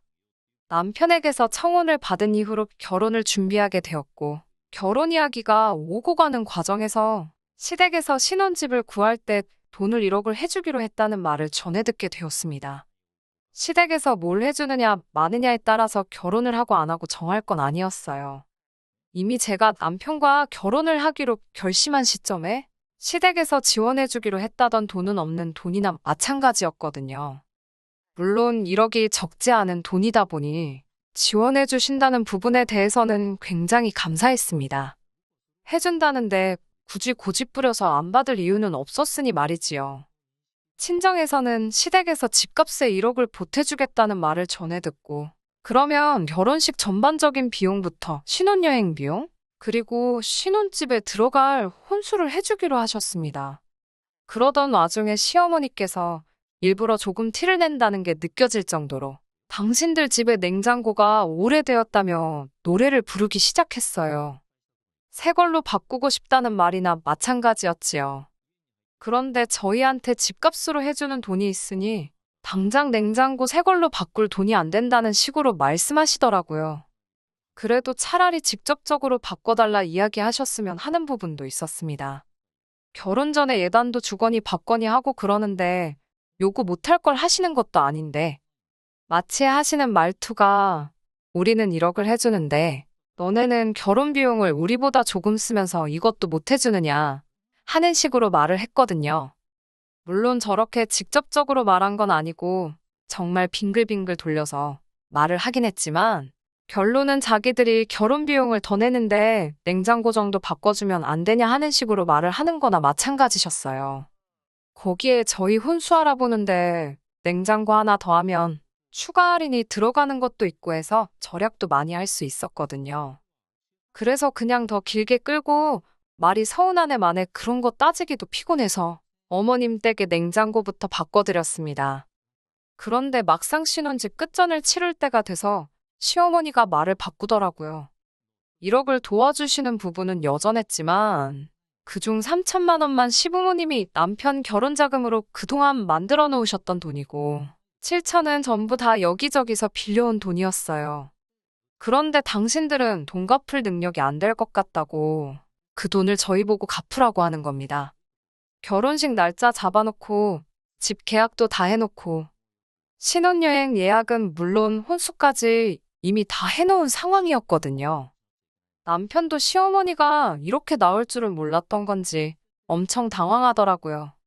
예산을 딱 맞추어서 결혼식 준비를 하고 있었기 때문에 그 7천만 원이 없으면 당장 집 구하는 데는 어려움이 따르는 부분이었습니다. 말씀드린 대로 시댁에서 지원해주기로 했던 그 돈이 아니었어도 남편과는 애초에 결혼해도 좋겠다는 마음을 먹게 만들 정도로 저한테 잘해주던 사람이었고 그 사실은 변하지 않는 거잖아요. 심호가 난데없이 이제 와서 말을 바꾸는 부분에 대해서는 솔직히 파혼까지 생각할 수 있을 만큼 서운하게 만드는 일이었지만 그 돈이 없었어도 어차피 신혼집을 구하는 과정에서 모자란 부분에 대해서는 저희가 대출을 받아서라도 집을 구하게 되었을 터이니 좋은 게 좋은 거다 하고 그냥 넘어가기로 했어요. 따지고 보면 남편이나 저나 모아놓은 돈이 거의 비슷한 상황이었고 어쨌든 3천은 실제로 해주셨던 부분이기 때문에 시댁의 냉장고 새 걸로 바꿔드린 거 제외하면 반반 결혼한 거나 마찬가지니 기분 서운하게 된 걸 조금만 접어두기만 한다면 딱히 파혼까지 해야 할 정도로 큰 문제가 될 일은 아니었으니까요. 요즘 세상에 대출도 능력이라는 말이 있긴 하지만 저는 빚을 극도로 싫어해요. 과거 IMF 때 부득이하게 저희 집에 대출이 생기면서 그 대출이자 갚아가며 생활한다고 한동안 온 가족이 고생을 하던 걸 보고 자란 기억이 저한테는 굉장히 안 좋은 기억 중에 하나거든요. 그때 친정 부모님께서도 서로 많이 싸우기도 하셨고 그 기억 때문에 그런지 저는 누군가에게 빚을 지고 있는 상황이 썩 마음에 들지 않았습니다. 그나마 다행이었던 건 저나 남편이나 그래도 월급 적당한 직장을 다니고 있었고 한동안 맞벌이 생활을 유지할 계획이었기에 시어머니 앞으로 있던 빚 7천을 생각보다 더 빠르게 갚아나갈 수 있었어요. 결혼 2년 만에 시어머니가 갚아야 할 빚은 7천에서 3천으로 줄어 있었고 저희 나름대로 생활비 충당하고 허리띠 졸라매가면서 1,000만 원의 저금을 따로 만들 수 있었습니다. 그 빚을 갚는다고 저희가 많이 아끼면서 살았어요. 갖고 싶은 거 참고 집에서도 관리비 아낀다고 추우면 추운 대로 옷 한두 개 더 껴입고 하는 식으로 아낄 수 있는 부분은 최대한 견뎌내면서 말이지요. 그런데 언젠가 시어머니가 저희한테 불만을 토로하더라고요. 다른 집 자식들하고 저희를 비교하기 시작한 거예요. 어머님이 다니시는 모임의 누구는 자식들이 장가가고 나서 매달 생활비라고 용돈도 챙겨주고 무슨 날만 되면 봉투가 찢어지도록 돈을 담아서 온다고 하시면서 저희는 뭐 명절날이나 돼야 용돈이라고 가져는 데다가 가져와봐야 기껏 돈 30만 원밖에 안 된다고 뭐라 하시더라고요. 그 집구석 옆편네는 100만 원을 받았네, 명품 선물을 받았네 하면서 자랑을 하는데 당신은 그 자리에서 입도 뻥긋 못해서 아주 쪽팔려 죽겠다고 하시면서 말이지요.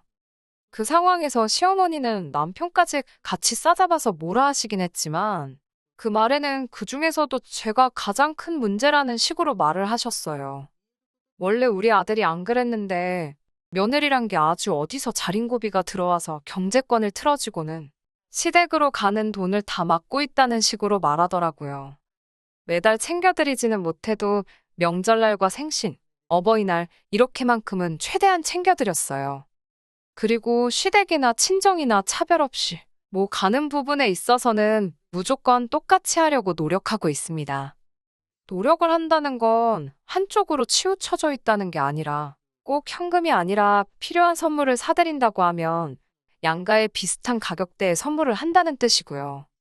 돈 관리를 제가 하고 있는 건 맞긴 하지만 1년 반 만에 빚 4천을 줄이고 저희 저금도 따로 가지고 있을 정도로 잘하고 있으면 칭찬까지 들을 건 아니지만 충분히 잘하고 있다고 생각하는데 그걸 마치 제가 시댁에는 돈 한 푼 못 가게 만들고 친정만 편애한다는 식으로 말을 하니 어이가 없더라고요. 그나마 그 상황을 참을 수 있었던 건 남편이 나서서 한마디를 해줬기 때문입니다. 그 집에서는 결혼할 때 집 해줬나 보지 하면서요. 생각도 안 했던 대출 갚고 있는데 말 그렇게 하면 섭섭하다면서 우리한테 뭐라고 하기 전에 그 옆편네라는 분한테 아들 장가갈 때 얼마나 해줬냐고 먼저 물어보라고 딱 잘라서 말해주니 얼마나 고맙던지요. 시어머니는 약이 잔뜩 올랐는데 당장 자기 아들이 저렇게 나오니 뭐라 말은 못하고 손만 바들바들 떨고 있더라고요. 그래도 남편이 중간 역할을 잘 해주고 있는 상황이었으니 제가 따로 걱정할 일은 없었어요. 하지만 시어머니는 이걸 계기로 오히려 저희를 더 벼르고 있었던 것 같더라고요. 작년 초가 돼서 시어머니 앞으로 받았던 대출은 다 정리를 하게 되었습니다. 요즘 금리를 보면 사실 대출 조금 가지고 가는 것도 나쁘지 않은 상황이기는 했는데 그렇다고 해서 저희가 여유 자금을 어디 투자하고 있는 것도 아니고 현금으로 가지고 있는 게 최고라길래 그러고 있는데 괜히 낮은 이자에 얼마 남지 않았다고 해도 달마다 대출이자 나가게 둘 필요는 없다고 생각해서 대출금부터 싹 정리를 했어요. 큰 숙제 끝낸 것 같고 이제부터 진짜 결혼 생활 시작이라는 기분도 들고 여러 가지로 시원섭섭하더라고요. 어쨌든 큰일이 넘어갔으니 자축하는 의미에서 가족들 불러 모아 식사하는 자리를 가졌습니다. 친정 식구들 불러서 식사하는 자리도 있었고 시댁 식구들 불러 모아 식사하는 자리도 따로 갖게 되었네요. 그런데 시어머니가 저희 집에 오더니 정말 전에 없던 거지근성을 부리기 시작하는 겁니다. 저희 결혼 생활하는 4년 사이에 집값이 엄청 올랐어요. 저희 집 샀을 때랑 비교했을 때 1억 5천이 넘게 올랐거든요.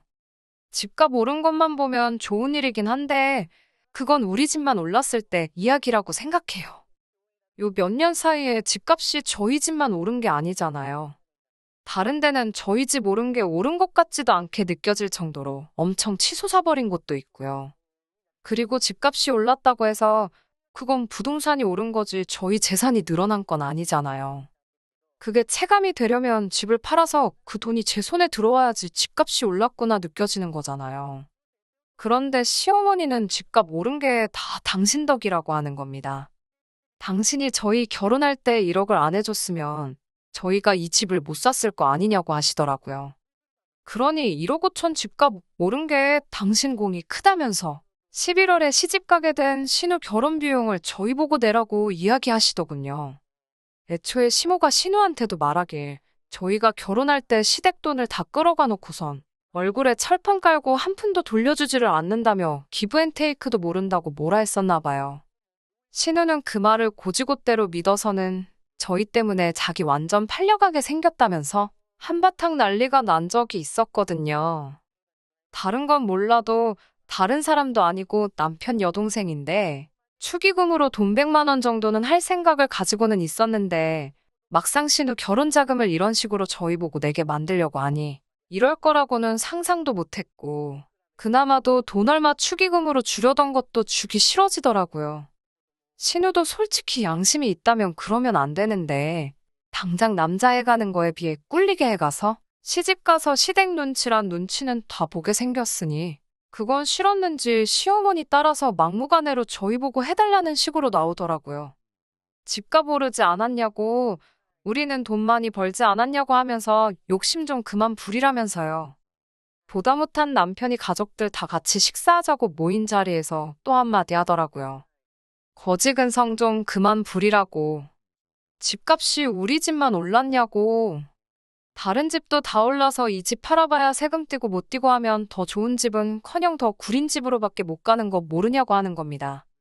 가뜩이나 이제 겨우 빚 다 갚았는데 집이라고 있는 거 괜히 집값은 올라가지고 세금만 더 내게 생겼다고. 그리고 시모한테는 다시 이제 우리 돈 다 갚았다고. 그러니까 신우한테도 7천 해주고 그 돈 결혼 후에 알아서 갚으라고 하라고 하라더군요. 그래도 내 남편이라고 내가 하고 싶었던 이야기만 쏙쏙 골라가지고 하는데 속이 다 후련하더라고요.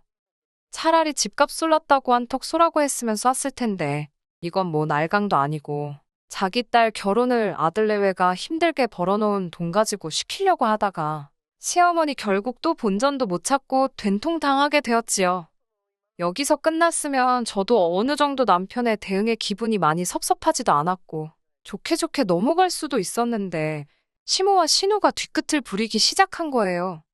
신우와 남편이 공통으로 알고 있던 지인들부터 해서 시외가 사람들한테 저희들 뒷담화를 아주 있는 대로 하셨더라고요. 하지만 이 모든 상황에 항상 제일 나쁜 사람은 이 모든 일의 원흉이 저인 것처럼 이야기를 하고 다녔더라고요. 남편이 결혼 전에는 가족들을 제일 먼저 챙기고 첫 월급 탔을 때 부모님 선물도 사주고 대학생이던 신우 용돈도 주고 했었는데 이제는 가족들 뒷전이고 돈 밝히는 지 마누라한테 꽉 붙잡혀서는 1,000원짜리 한 장 쓰는 것도 덜덜 떤다는 식으로요. 시어머니와 신우가 그런 말을 퍼뜨리고 다닌다는 사실도 그랬지만 사실 중간에서 이런 상황이다 하고 말 전하는 남편 지인들부터 시외가 친척들까지 제 입장에서는 전부 다 마음에 들지 않았습니다. 오죽하면 제가 이런 소리 들어가면서 살바해. 그깟 신우 결혼자금 내주고 2번 다시 아무 말도 못하게 만들어주는 게 마음이라도 더 편하겠다 하는 생각이 들었어요. 남편은 뭐 남들이 하는 말에 신경 쓰냐면서 우리가 잘못한 게 있는 것도 아니고 그냥 신경 쓰지 말라고 했지만 그래도 자꾸 마음에 걸리더라고요. 남편도 괜찮은 척 하고는 있지만 곧 있으면 자기 여동생이 결혼하는데 뭐라도 하나 해주고 싶은 마음이 얼마나 들었겠어요. 작년에 제 남동생 결혼할 때도 처남 축의금이라고 제가 따로 부탁하지도 않았는데 자기 용돈 모아서 챙겨와가지고는 제 동생한테 따로 100만 원 찔러줬었거든요. 그것 때문에 그랬나, 신우와 시모가 치사하게 나오는 건 둘째치고 남편이 제 가족들한테 알아서 잘하는 모습 하나만 보고 그냥 넘어갈 수는 없겠더라고요. 그래서 애초에 남편하고 이야기했던 게 신우 결혼하게 되면 돈 100만 원 축의금으로 해주자였는데 이야기 듣자 하니 정말 시부모님께서 신우 결혼한다고 아무것도 안 도와주는 것 같아. 세탁기 정도는 저희가 해주기로 했습니다. 건조기까지 포함해서요. 이러나 저러나 신우는 결혼을 할 테고 신우가 직업도 딱히 없다 보니 집안일도 하게 될 텐데 괜히 아무것도 안 해왔다고 눈치 보고 살 거면 빨래라도 좀 편하게 하라는 취지도 있었어요. 사실 신우랑은 긴 이야기 하고 싶지 않아서 그냥 알아서 해줄까 싶었지만 그래도 신혼가전인데 신혼집 인테리어도 있고 선호하는 브랜드도 고려하고 해야 할 테니 결국 신우에게 어떤 모델을 원하는지 직접 물어보기로 했습니다. 그날 이후로 신우와는 거의 연락도 없이 뜸하게 지냈는데 막상 연락해서 세탁기 보러 가게 만나자 하니 좋다고 괜찮은 날을 잡더라고요. 그래서 저희도 이왕 선물하는 건데 좋은 마음으로 하자. 뭐 이런 식으로 생각을 하고 있는데 막상 약속 당일에 가니까 시어머니랑 신우가 같이 있더라고요. 남편은 회사 일 때문에 저만 혼자 나왔던지라 그 상황이 전혀 내키지가 않았습니다. 하지만 그때까지만 해도 마음 한편으로는 세탁기는 혼수 중에 하나니까 시어머니가 같이 나오신 거겠지 하고 좋게 좋게 생각하려고 했습니다. 한편으로는 신우 결혼하는데 한 푼도 못 보태준다고 하셨지만 이러나 저러나 자기 딸이 결혼하는데 정말 그냥 넘어가겠어 싶었고 이왕 세탁기 보러 나오신 김에 다른 거 해주시려나 보다 하는 기대가 있었지만 어김없이 제 기대는 기대일 뿐 현실은 냉정하더라고요. 이미 제가 도착했을 때 신우는 시어머니랑 팔짱 끼고 에어컨이며 냉장고 같은 큼직큼직한 가전 위주로 구경을 다니고 있었어요. 저 같은 경우에도 볼 일이 있어서 빨리 세탁기만 정해서 결제하고 돌아가야 하는 상황이었는데 두 사람은 다른 거 본다고 제가 도착한 거 다 알고 있으면서도 자기들 보고 싶은 거 보러 다니느라 저는 안중에도 없더라고요. 시간이 촉박해서 신우한테 일단 세탁기만 먼저 고르자고 했어요. 그런데 시어머니는 대뜸 해줄 거면 다 해줘야지. 어떻게 세탁기만 해주냐고 하면서 냉장고며 에어컨이며 김치냉장고며 어머님이 벌써 신우랑 일찍부터 와서 다 골라놨다고 하면서 그것까지 다 결제를 하라고 하시더군요. 저한테 돈 맡겨놨어요? 이 한마디가 목끝까지 차올랐지만 일단 참았습니다. 저는 세탁기를 해주겠다고 온 거지. 다른 거 해줄 여유도 없고 그래야 하는 이유도 없다고 다시 설명을 드렸지요. 그러니까 또 시어머니가 돈 없다고 하는 저 꼬라지 좀 보라면서 그때 했던 레파토리를 그대로 읊으시더라고요. 자기가 돈을 도와준 덕분에 저희가 오를 집을 사서 큰 돈을 벌었으면서 당장 시집가는 신우 혼수도 못 해주느냐는 식으로 소리를 치더라고요. 레파토리는 그대로였지만 시어머니가 잘못 생각하고 있던 게 하나 있었으니 저도 그때까지 그냥 참고 넘어가려다가 언제까지 남편한테만 맡길 수는 없겠다 싶어서 제 핸드폰을 꺼내드렸습니다. 그리고 인터넷에 저희 집 주소 입력해서 시세를 다시 한번 보여드렸어요. 저희 신혼집이 요즘 뉴스에 많이 나오는 집값이 제자리를 찾아가다 못해 하락했다는 그 동네 중 한 군데거든요. 저희 집과 같은 평수 마지막 거래 매물이 얼마 전이고 급급매였긴 했지만 저희가 처음 집을 매매에 들어갔을 때보다 3천만 원이나 내린 가격이었어요. 주변에서는 뭐 편법증여다, 영끌 쪽이 버티다 못해 떨어져 나간 거다, 뭐 그런 이야기가 많았고 시세는 아직 저희가 샀을 때보단 조금 높이 책정돼 있기는 했지만 시어머니한테는 마지막 팔린 매물 가격을 보여주면서 집값이 오른 게 어머님 덕이라서 저희가 어머님께 돈을 드려야 되면 지금은 집값이 내려갔으니 어머님이 저희한테 돈을 주셔야겠다고 한마디 쏘아붙였습니다. 그렇잖아요. 어머님 아니었으면 애초에 대출까지 갚아가며 그 집을 억지로 들어갈 필요가 없이 가진 돈에 맞는 적당한 집을 구했을 텐데 여태껏 이자 내가면서 빚진 거 다 갚아놨더니 이제 집값이 떨어지지 않았냐고요. 손해 감수하고 그래도 신우라고 시집 가는데 빈손으로 보낼 수 없어서 세탁기라도 해주려고 했는데 이렇게 손해보는 마당에 신우 세탁기까지 해주면 저희도 손해가 막심하다고 그냥 세탁기도 없던 일로 하겠다고 하고 뒤돌아서 매장 밖으로 나갔습니다. 제가 잘했다는 건 아니지만 솔직히 4년 동안 묵혀놨던 거 한 번에 싹 다 털어버리는 것 같아서 속 하나만큼은 엄청 후련하더군요. 그리고 등 돌려서 나가고 있는데 제가 신우 상황이었다면 끝까지 엄마 편 들면서 제 욕을 했겠지만 신우는 당장 세탁기라도 받아야겠는지 저 따라 나와서는 엄마가 저러는 거지 자기는 아주 감사하고 있다고 세탁기라도 빨리 사달라고 하더라고요. 당장 시모 자존심보다는 실리를 택한 거지요. 세탁기야 뭐 저보다는 남편이 해주는 성격이 강했으니 이왕 해주기로 한 거 해주고 나오긴 했는데 매장 안에서 어떻게 저한테 아무 말도 못하고 자기 편인 줄 알았던 신우도 제 옆에 달라붙어서 언니 언니 하고 있으니 시어머니가 분해서 저희 쪽은 쳐다보지도 못하고 있었습니다. 남편도 제가 잘못한 거 하나 없다고 괜히 미안해할 필요 없다고 하더라고요. 시어머니와는 신우 결혼식 이후에 풀었습니다. 이제 와서 갑자기 저희한테 미안하다 하시는 진짜 의도가 뭔지는 모르겠지만 그동안 자기가 돈으로 스트레스 준 게 있다면 미안하다고 사과하시더라고요. 당신들 노후가 완벽하게 준비가 안 되어 있다 보니 가끔 가다가 돈 때문에 이렇게 스트레스를 많이 받으신다고요. 그동안 자기가 억지 부려서 미안했다 하시면서 이제 신우도 시집 갔으니 가족끼리 화목하게 지내면 어떻겠냐 하시더군요. 저도 제가 나서서 남편과 시가족들 사이 멀게 하고 싶은 생각은 추호도 없어요. 하지만 제가 그 중간에 나서서 가족들을 다시 화목하고 어떻게 잘 되도록 이끌어가고 싶은 생각도 없습니다.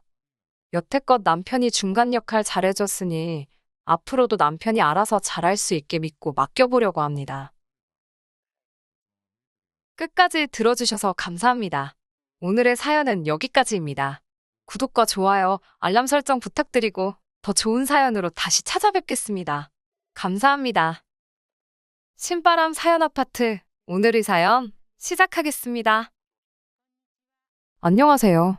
저는 올해 30대 초반의 여자이고 결혼한다고 신혼집까지 사놓았다가 결국 지난달에 파혼하게 된 저희 이야기를 해보려고 이렇게 찾아왔습니다.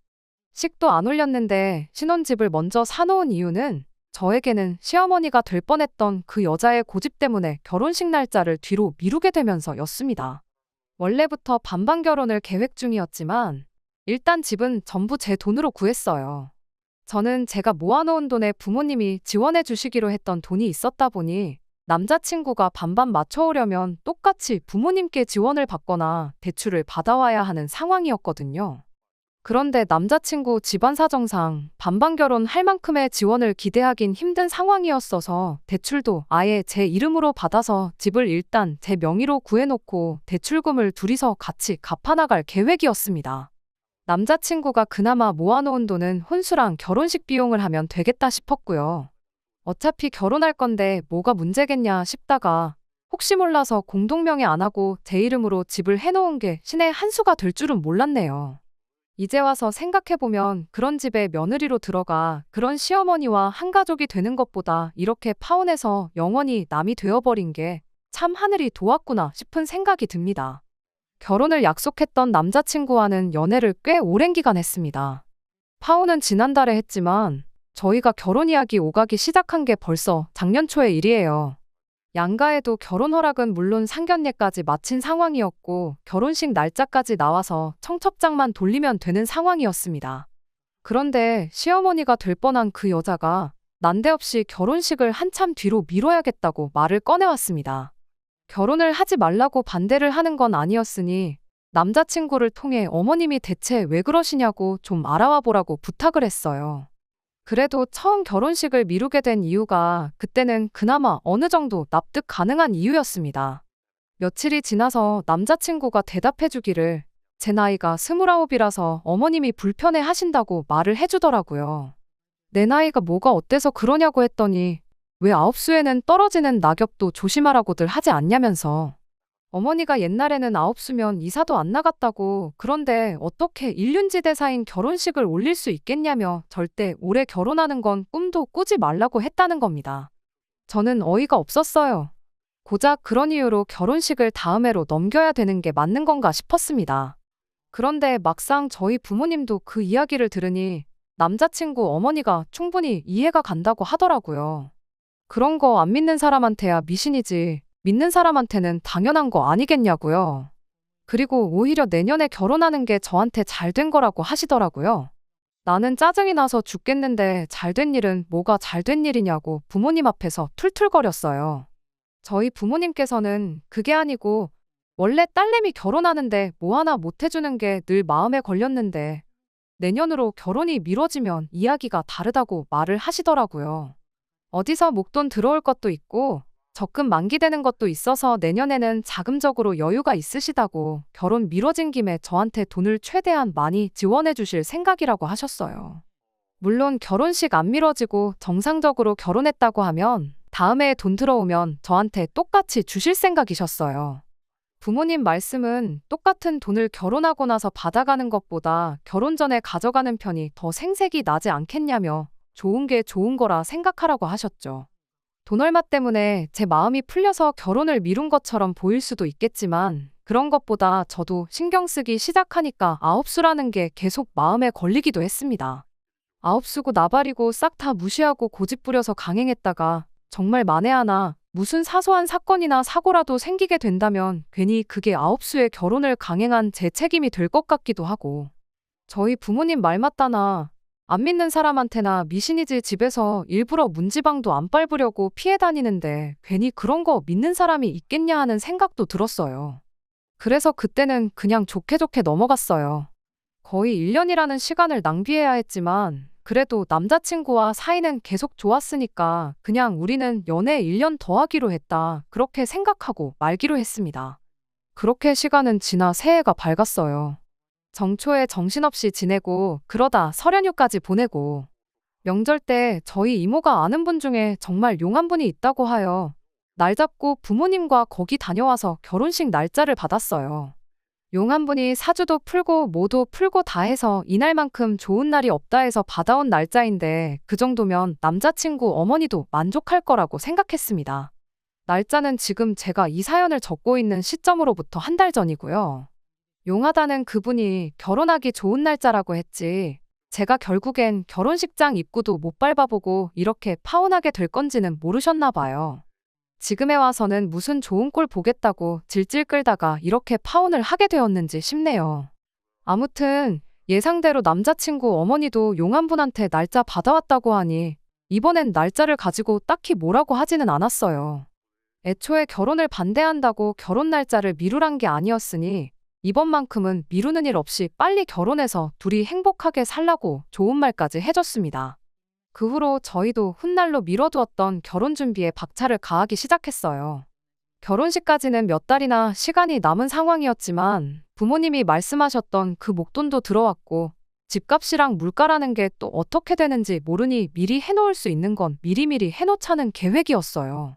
집은 결혼 준비 다 끝나고 나서 최대한 천천히 알아보려고 했는데 어쩌다 보니 저랑 남자친구 출퇴근하는데 정말 완벽한 위치에 급매로 나온 아파트를 하나 찾게 되었습니다.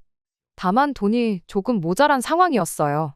앞서 말씀드렸던 것처럼 원래는 반반 결혼을 하기로 했었는데 저희 집에서 지원을 해주면서 남자친구 돈이 한참 모자란 상황이었거든요. 남자친구가 대출 받아온다는 거 이래저래 생각하다가 일단 우리 집에서 대출까지 받아서 일단 4명의로 집부터 구해놓기로 결정을 내렸습니다. 그렇게 2달이 또 지나서 집도 완전히 제 소유가 되었어요. 리모델링까지 하기에는 자금적 여유가 없었지만 집을 미리 구한 만큼 시간적인 여유가 있었지요. 그래서 퇴근 후에 시간 나는 대로 조금씩 저희가 직접 할 수 있을 법한 것들은 셀프 리모델링을 하기로 했습니다. 저도 남자친구도 손재주에는 자신이 있는 편이었다 보니 전문 지식이나 기술이 필요한 것들만 아니면 웬만한 것들은 시간이 걸리더라도 직접 할 수 있겠더라고요. 같이 집 고치고 그러면서 진짜 이제 결혼식만 올리면 되겠다 싶을 만큼 모든 준비가 끝이 났습니다. 그때까진 행복하기만 했지. 또 말도 안 되는 이유로 결혼식을 미뤄야 하는 일이 생길 줄은 생각도 못했어요. 남자친구한테 위로 나이차가 7살 많은 형이 한 명 있습니다. 원래는 오래전에 결혼했다가 배우자를 두고 다른 여자랑 집에서 놀아나다 걸리는 바람에 이혼을 당했다고 해요. 남자친구랑은 나이차도 있고 해서 그렇게 각별한 사이도 아니었다 보니 그게 무슨 문제가 되겠나 싶었죠. 작년에 결혼식 미루게 될 줄 모르고 결혼 준비 시작했을 때 인사 정도만 드렸고 그때도 사람 자체가 저랑 도무지 성향이 맞지 않는 사람이라 저도 딱히 남편 될 사람의 형제라고 해서 억지로 가깝게 지내고 싶은 생각도 없었습니다. 말을 엄청 얄밉게 하는 사람이었어요. 상견례 자리에 어쩌다 보니 같이 자리를 하게 되었는데 양가 어른들 말씀 나누시는데 자기도 집안어른이라고 중간에 말 흐름을 툭툭 자르고 쓸데없는 소리를 한마디씩 섞는 그런 사람이었어요. 양가 어른들 말 자르는 것도 자르는 거지만 바람피다 걸려서 결혼에 실패한 사람이 결혼해서 행복하게 살려면 남자는 이래야 한다.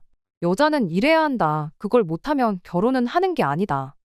혼수를 두는 게 참 어이가 없었어요. 위자료로 얼마나 털린 건지. 이혼 후에 남자친구 부모님 집으로 다시 들어와 얹혀 살고 있다고 하는데 결혼하면 시댁 갈 때마다 마주치기야 하겠지만 직접적으로 저희한테 영향을 끼칠 일은 없겠다 싶었습니다. 그날은 결혼식을 한 달 앞둔 금요일이었어요. 남자친구랑 제가 퇴근하고 신혼집 찬장이랑 신발장, 수납장에 새로 시트지를 바르고 있던 날이었죠. 신혼집에다 대충 간이 침대 펴놓고 자고 다음 날까지 집 고치는데 시간을 쏟을 계획이었습니다. 한참 둘이서 열심히 집을 고치고 있었는데 남자친구 어머니한테서 연락이 왔어요. 내일 중대 발표가 있을 계획이니 저까지 데리고 집으로 오라는 연락이었습니다.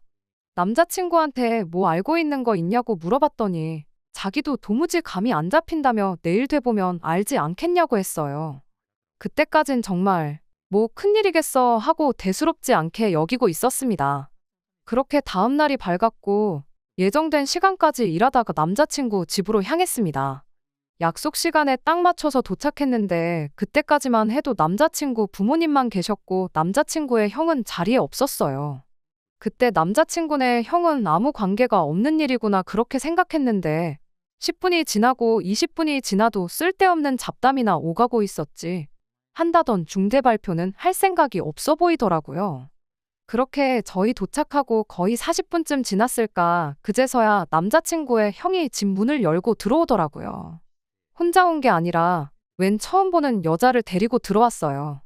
인상은 평범해 보였고 엄청 내성적인 성격인 것처럼 보였습니다. 자리에 앉으면서 저희랑 인사를 나눴는데 목소리가 거의 들릴 듯 말 듯 기어들어가는 목소리였거든요. 남자친구도 처음 보는 사람이었는지 어색하게 인사를 나누더라고요. 남자친구네 형까지 자리에 있으니 그제서야 무슨 일이 있어도 있겠구나 싶었어요. 남자친구도 이 상황이 어색하고 이해가 안 되는 듯 저랑 눈으로 이게 무슨 일이냐는 듯한 사인만 주고받으면서 자리에 앉아 있었습니다. 그리고 곧바로 충격적인 이야기가 이어졌어요. 한다던 중대 발표가 남자친구 어머니가 하려던 게 아니고 남자친구네 형이 하려던 이야기였습니다. 그 데리고 온 여자랑 결혼을 하겠답니다. 이혼한 뒤로 저희 상견례 자리에서 결혼은 미친 짓이라는 듯이 이야기하던 사람이 난데없이 결혼하겠다는 이야기를 꺼내니까 놀라웠네요. 남자친구도 남자친구네 형이 만나고 있는 사람이 있는 줄은 생각도 못했답니다. 그리고 결혼하면 결혼하는 거지. 뭐 중대 발표라고 저희까지 불러서 저러나 싶었어요. 관심도 없는데 두 사람이 어떻게 만났는지 뭐 그런 이야기를 꺼내기 시작하더라고요. 그런데 막상 이야기를 들으니 정말 놀라워서 입이 다물어지지가 않을 정도였습니다. 두 사람이 하루 이틀 만나고 충동적으로 결혼하는 게 아니었어요. 이미 서로를 알고 지낸 지는 5년도 더 넘었다고 하더라고요. 그런데 5년 전이라 하면 남자친구네 형이 이미 결혼 생활을 하고 있던 시기였거든요. 알고 보니 정말 평범하디 평범하고 내성적이고 조용해 보이는 그 여자가 그때 당시 남자친구네 형이 바람을 피우던 그 상대방이라고 하네요. 그렇게 애틋한 사이였으면 이혼하고 바로 결혼을 하면 되는 거지. 왜 이혼하고 몇 년이나 지난 지금 시점에 와서 결혼 이야기를 꺼내는가 싶었는데 이어지는 대화에서 그 이유를 알게 되었고 그 이유가 더욱더 충격적이었습니다. 바람을 피던 그 당시에 그 여자도 가정이 있던 사람이었다고 해요. 남자친구네 형은 곧바로 소송 걸리고 이혼을 당했는데 그 여자 쪽에서는 남편 되는 사람이 부처님이라도 되는 건지 여자를 용서해주고 그냥 결혼 생활을 이어갔다네요. 그런데 그 이후로도 몰래몰래 남자친구네 형하고 계속 만남을 가지고 있었고 그러다 결국 또다시 꼬리를 밟혀서 결국 이혼을 당했다는 겁니다. 산 넘어 산이라고 거기서 끝이 아니었어요. 이혼이 마무리된 게 몇 주 전이라는데 그 사이에 두 사람 사이에 아이가 생겼답니다. 그래서 둘이 결혼해서 가정 꾸리고 살기로 이야기가 되었다는 거고요. 남자친구 어머니가 중대 발표가 있을 거라 말하고 자리를 만든 거였으니 그 자리에 적어도 저희들 빼고는 이미 두 사람이 결혼한다는 걸 알고 있는 상황이었던 거였어요. 뭐 두 막장남녀가 이제 드디어 제대로 된 짝을 찾아서 결혼을 한다는데 내용이 충격적이긴 했지만 툭 까놓고 말해서 제가 알 바는 아닌 이야기들이었죠. 아무튼 그렇게 남자친구 부모님, 저희랑 남자친구 형과 여자분 6이서 식사를 시작했어요. 둘이선 얼마나 애틋한지 밥 먹으면서도 입에다 서로 떠먹여주고 아주 둘이 좋아가지고 난리도 아니더라고요. 식사가 끝나고 나서는 차 마시면서 두 사람 꽁냥대고 있는 거 구경만 하고 있었어요. 뭐 중대 발표라더니 별것도 아닌 이야기였네 싶었고 저희가 더 있을 이유도 없는 것 같아서 저희는 그럼 이만 돌아가 보겠다고 자리에서 일어났죠. 그런데 남자친구 어머니가 너네한테는 따로 할 말이 있다며 저희를 불러세웠어요. 또 무슨 할 말이 남았나 싶었는데 남자친구 어머니가 세상 천하에 말도 안 되는 부탁을 해왔습니다. 다음 달에 있을 저희들 결혼식을 첫째를 위해서 양보해 줄 수 있냐고 물어왔거든요. 처음에는 제 귀를 의심했어요. 양보라니 무슨 말을 하시는 거냐고 이해가 잘 안 된다고 곧바로 되물었지요. 말인즉슨 저희가 결혼하려고 알아본 스드메며 모든 것들부터 해서 결혼식장 예약해놓은 것까지 말 그대로 고스란히 남자친구 형한테 양보를 해달라는 소리였어요. 그때까지도 무슨 말인지 도무지 이해가 안 돼서 무슨 말씀을 하시는 건지 도통 모르겠다고 다시 질문을 했습니다. 그랬더니 남자친구 어머니가 한다는 소리가 사실 원래대로였다면 작년에 벌써 결혼식을 올렸을 싸이 아니겠냐고. 니들 이미 신혼집도 구해놓았고 하루빨리 신방 차려서 신혼생활 시작만 하면 되는 거 아니겠냐고. 사실상 1년 반이나 이렇게 살았으면 이미 부부나 마찬가지인데 결혼식을 올리고 말고가 뭐가 그렇게 중요하냐고. 올려도 천천히 올리면 되는 거 아니겠냐고 하더라고요. 첫째 아가가 벌써 뱃속에 아이도 생겼고 지금이야 멀쩡하지만 3개월 지나면 배불러 오는 거 순식간인데 인생에 한 번뿐인 결혼식인데 가장 예쁠 때 하고 싶지 않겠느냐는 말도 안 되는 소리를 하더라고요. 남자친구가 거기서 단호하게 한마디 해줬으면 좋았겠지만 충격을 먹은 건지 아무 말도 못하고 가만히 앉아만 있었어요. 이래선 안 되겠다 싶어서 제가 말을 꺼냈죠. 원래대로면 작년에 올렸을 결혼을 누구 때문에 미룬지 기억 안 나시냐고요. 어머님 때문에 저희가 결혼식을 거의 1년 반을 넘게 미룬 건데 무슨 말을 그렇게 하냐고 했어요. 그리고 인생에 한 번 있는 결혼식이라니 그게 무슨 소리냐고 고개 돌려서 두 사람 한 번씩 흘겨보면서 이미 벌써 한 번씩 다녀온 사람들이지 않냐고 한마디 했어요. 그랬더니 그 조용했던 여자가 둘이서 하는 결혼식은 처음 아니냐고 제 말을 딱 자르더라고요. 아니 그럼 뭐 멀쩡한 부부들은 살면서 2번, 3번씩 결혼식을 올리냐고 되받아쳐졌죠. 제가 나이가 제일 어렸지만 제 말의 기분은 나빴을지언정. 틀린 말은 아니니 거기다 대고 또 뭐라고 말은 못하더라고요. 사실 기분 나쁘라고 받아쳐준 말이 맞기도 했고요. 아무튼 저희는 결혼식을 절대로 양보할 생각 없고 또한 저 두 사람들 때문에 우리 결혼식 날짜를 또 미룰 생각 없다고 딱 잘라 대답했어요. 그러지 말고 이제 한 가족인데 좋은 방법이 있는지 상의해보자며 붙잡길래 저는 제 할 말 다 했고 말 맞다나 아직 식도 안 올렸는데 가족은 무슨 가족이냐고. 절대로 목에 칼이 들어와도 제 생각은 바뀌지 않을 거라 단호하게 한마디 말하고 그 길로 자리에서 일어나 남자친구 데리고 집에 돌아왔습니다. 집에 돌아오는 길에 남자친구는 아무 말도 하지 못하고 있었어요. 그때까지만 해도 남자친구가 형이랑 어머니 때문에 엄청 충격을 받았나 보다 싶어서 안쓰럽기까지 했지요. 집에 도착해서 정말 화딱지가 난다고 열불이 뻗쳐서 제 명에 못 살겠다고 저 혼자 허공에 다 대고 짜증을 내고 있는데 남자친구가 그제서야 굳게 닫고 있던 입을 열었습니다. 차라리 자기 가족들한테 시원하게 욕이라도 했으면 제가 미안해서라도 더 이상 아무 말도 안 하고 열받는 거 속으로 눌러 참았을 텐데 남자친구는 거기서 말도 안 되는 부탁을 한 자기 가족들이 아니라 저한테 화를 내기 시작했어요. 저보고 그렇게밖에 말을 할 수 없었냐고요. 그때까지만 해도 내 남편 될 사람이니까 나랑 가정을 꾸릴 사람이니까 자기 형이랑 부모님 앞에서 막말을 하던 제 말투를 가지고 한마디 하는 줄 알았습니다.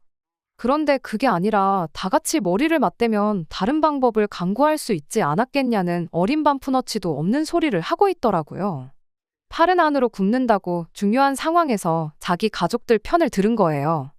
저도 그때부터는 어이가 없어서 다른 방법이라니 뭐 거기서 어떤 방법을 제시했어야 되느냐고 남자친구한테 화를 내면서 따지듯 물었습니다. 다른 방법이 있기는 뭐가 있었겠냐고. 사이즈 보니까 이미 우리한테 결혼식 양보하라고 말하려고 작정하고 자기들끼리 입 맞춰놓고 우리를 자리에 불러낸 거 딱 보면 모르냐고 했더니 남자친구도 할 말이 없는지 또 어금니 꽉 깨물고 고개 숙인 채 바닥만 보고 있더라고요. 그러다가 뭐 엄청난 방법이 생각이 났는지 그럼 양보를 안 하더라도 차라리 그날 합동 결혼식을 하면 어떻겠냐고 제안했으면 되는 거 아니었냐고 하더라고요. 예식 순서만 조금 바꿔서 신랑 신부 입장하고 나서 그 다음에 형님네가 입장을 하면 형제가 우애도 좋아 보이고 그림이 참 좋지 않겠냐면서 마치 그때부터는 자기가 엄청난 해결 방법을 찾아낸 듯이 말을 청산유수로 쏟아내더라고요. 어차피 형이랑 그 여자분 떳떳한 결혼식도 아닌데 하객이 와봐야 얼마나 오겠냐고. 그리고 자기는 형제니까 자기의 하객이 곧 형님네 하객이 되는 거 아니겠냐며 두 사람 새 출발하는데 여러 사람들한테 축하받는 게 그림이 더 좋지 않겠냐고 말도 안 되는 헛소리를 자기 혼자 신이 나가지고 떠벌떠벌. 남자친구는 그 뒤로 10분간 말도 안 되는 소리를 늘어놓기 시작했어요.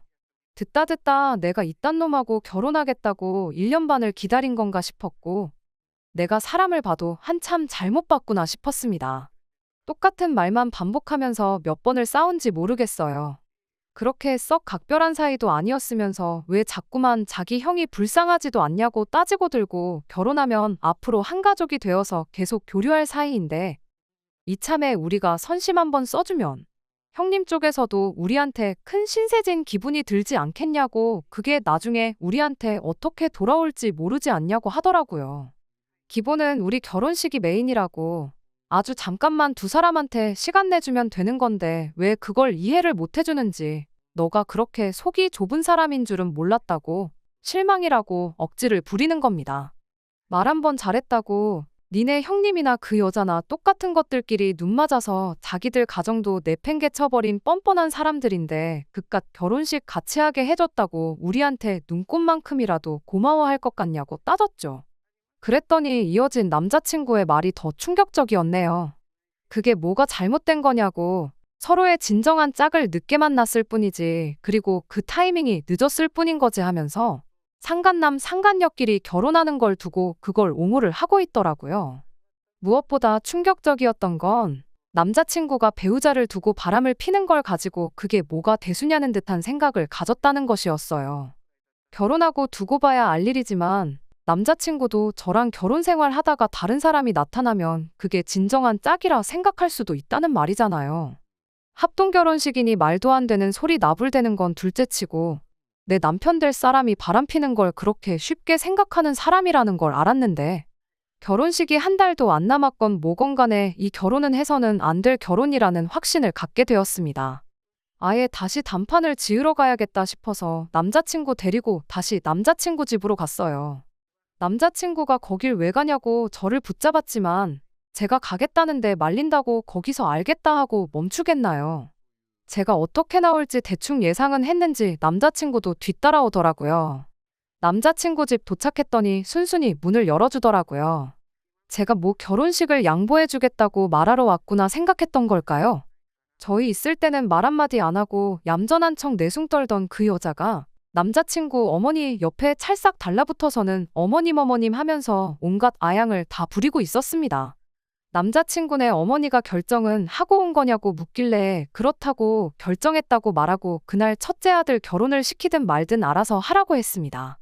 대신 나는 이 결혼 안 할 거고 내가 내 발품 팔아서 알아보고 예약했던 건 다 취소할 테니 당신네 잘난 첫째 아들 결혼식이나 성대하게 치러주라고 한마디 했어요. 장남자리가 좋긴 좋은 건가 보더라고요. 제가 대놓고 파혼하겠다고 선언을 했는데 거기다 대고 예약해놓은 건 취소할 필요가 있느냐고 눈 하나 깜빡 안 하고 그냥 내버려두면 안 되겠냐고 저를 설득하려 들더라고요. 그 와중에 남자친구가 저를 뜯어말리면서 잠깐 진정 좀 하라고 하더라고요. 자기 어머니가 지 결혼 말아먹고 형만 결혼시킨다고 하니 똥줄이 타기 시작했던 걸까요? 그 자리에 내 편도 없었지만 남자친구 편도 한 명 없었는데 그 와중에도 애쓰면서 자기 가족들한테 합동결혼식 이야기를 꺼내더군요. 형님네랑 같이 합동결혼식 올리는 쪽으로 둘이서 이야기 잘하고 있었으니까 잠깐 자기한테 시간을 좀 달래요. 아니, 결혼할 상대인 내가 안 하겠다고 집까지 쳐들어와서 깽판을 놓고 있는데 그 와중에도 저를 설득할 자신이 있던 걸까요? 어이가 없어서 정신 좀 차리라고 한마디 하려는데 남자친구 어머니도 그렇고 남자친구 형도 그렇고 그거 참 묘안이라면서 맞장구를 치더라고요. 이 집구석이 정상적인 집구석은 아니로구나 싶었습니다. 그 와중에 남자친구 형이 하는 말이 우리도 그냥 꽁으로 결혼하겠다는 건 아니라면서 만약에 합동결혼식 하는 걸 허락해주면 그날 자기들 앞으로 들어온 축의금은 전부 저한테 주겠다고 설득을 하려고 들더라고요. 정말 화가 머리 끝까지 난다는 말이 무슨 말인지 알겠더라고요. 눈앞에 뵈는 게 없다는 말도요. 이젠 결혼식 양보해줄 필요 없다고 해도 파혼할 거고 합동결혼식인지 뭔지 그딴 거 안 한다고 해도 파혼할 건데 선심 쓰는 척 하지 말라고 상간남 상간녀끼리 결혼한다는데 그걸 축하해주러 올 하객이 있기나 하겠냐고 그냥 니들끼리 결혼해서 받은 축의금으로 부침개를 부쳐 먹던 죽을 써먹던 니들 필요한데 쓰라고 했습니다. 한마디 호통을 치고도 분이 안 풀려서 과일 뜯어먹고 있던 상도 엎어버리고 그 집구석을 뛰쳐나왔어요. 결국 그렇게 미루고 미루던 결혼식은 아예 없던 일이 되어버렸습니다. 집도 그냥 내놨어요. 위치도 좋고 투자 가치도 좋아서 제가 그냥 살면 살았겠지만 잠깐이나마 거기서 행복한 결혼 생활을 꿈꾸었던 게 생각나서 정이 떨어져서 못 살겠더라고요. 연애했던 시간은 제쳐두고서라도 결혼식을 1년 반 미뤘던 게 오히려 하늘이 저를 도운 거라고 생각하려고요. 상간남 상간녀 불륜 집구석에 멀쩡한 제가 며느리로 들어가기엔 제가 너무 아깝잖아요. 끝까지 들어주셔서 감사합니다. 오늘의 사연은 여기까지입니다. 구독과 좋아요, 알람 설정 부탁드리고 더 좋은 사연으로 다시 찾아뵙겠습니다. 감사합니다.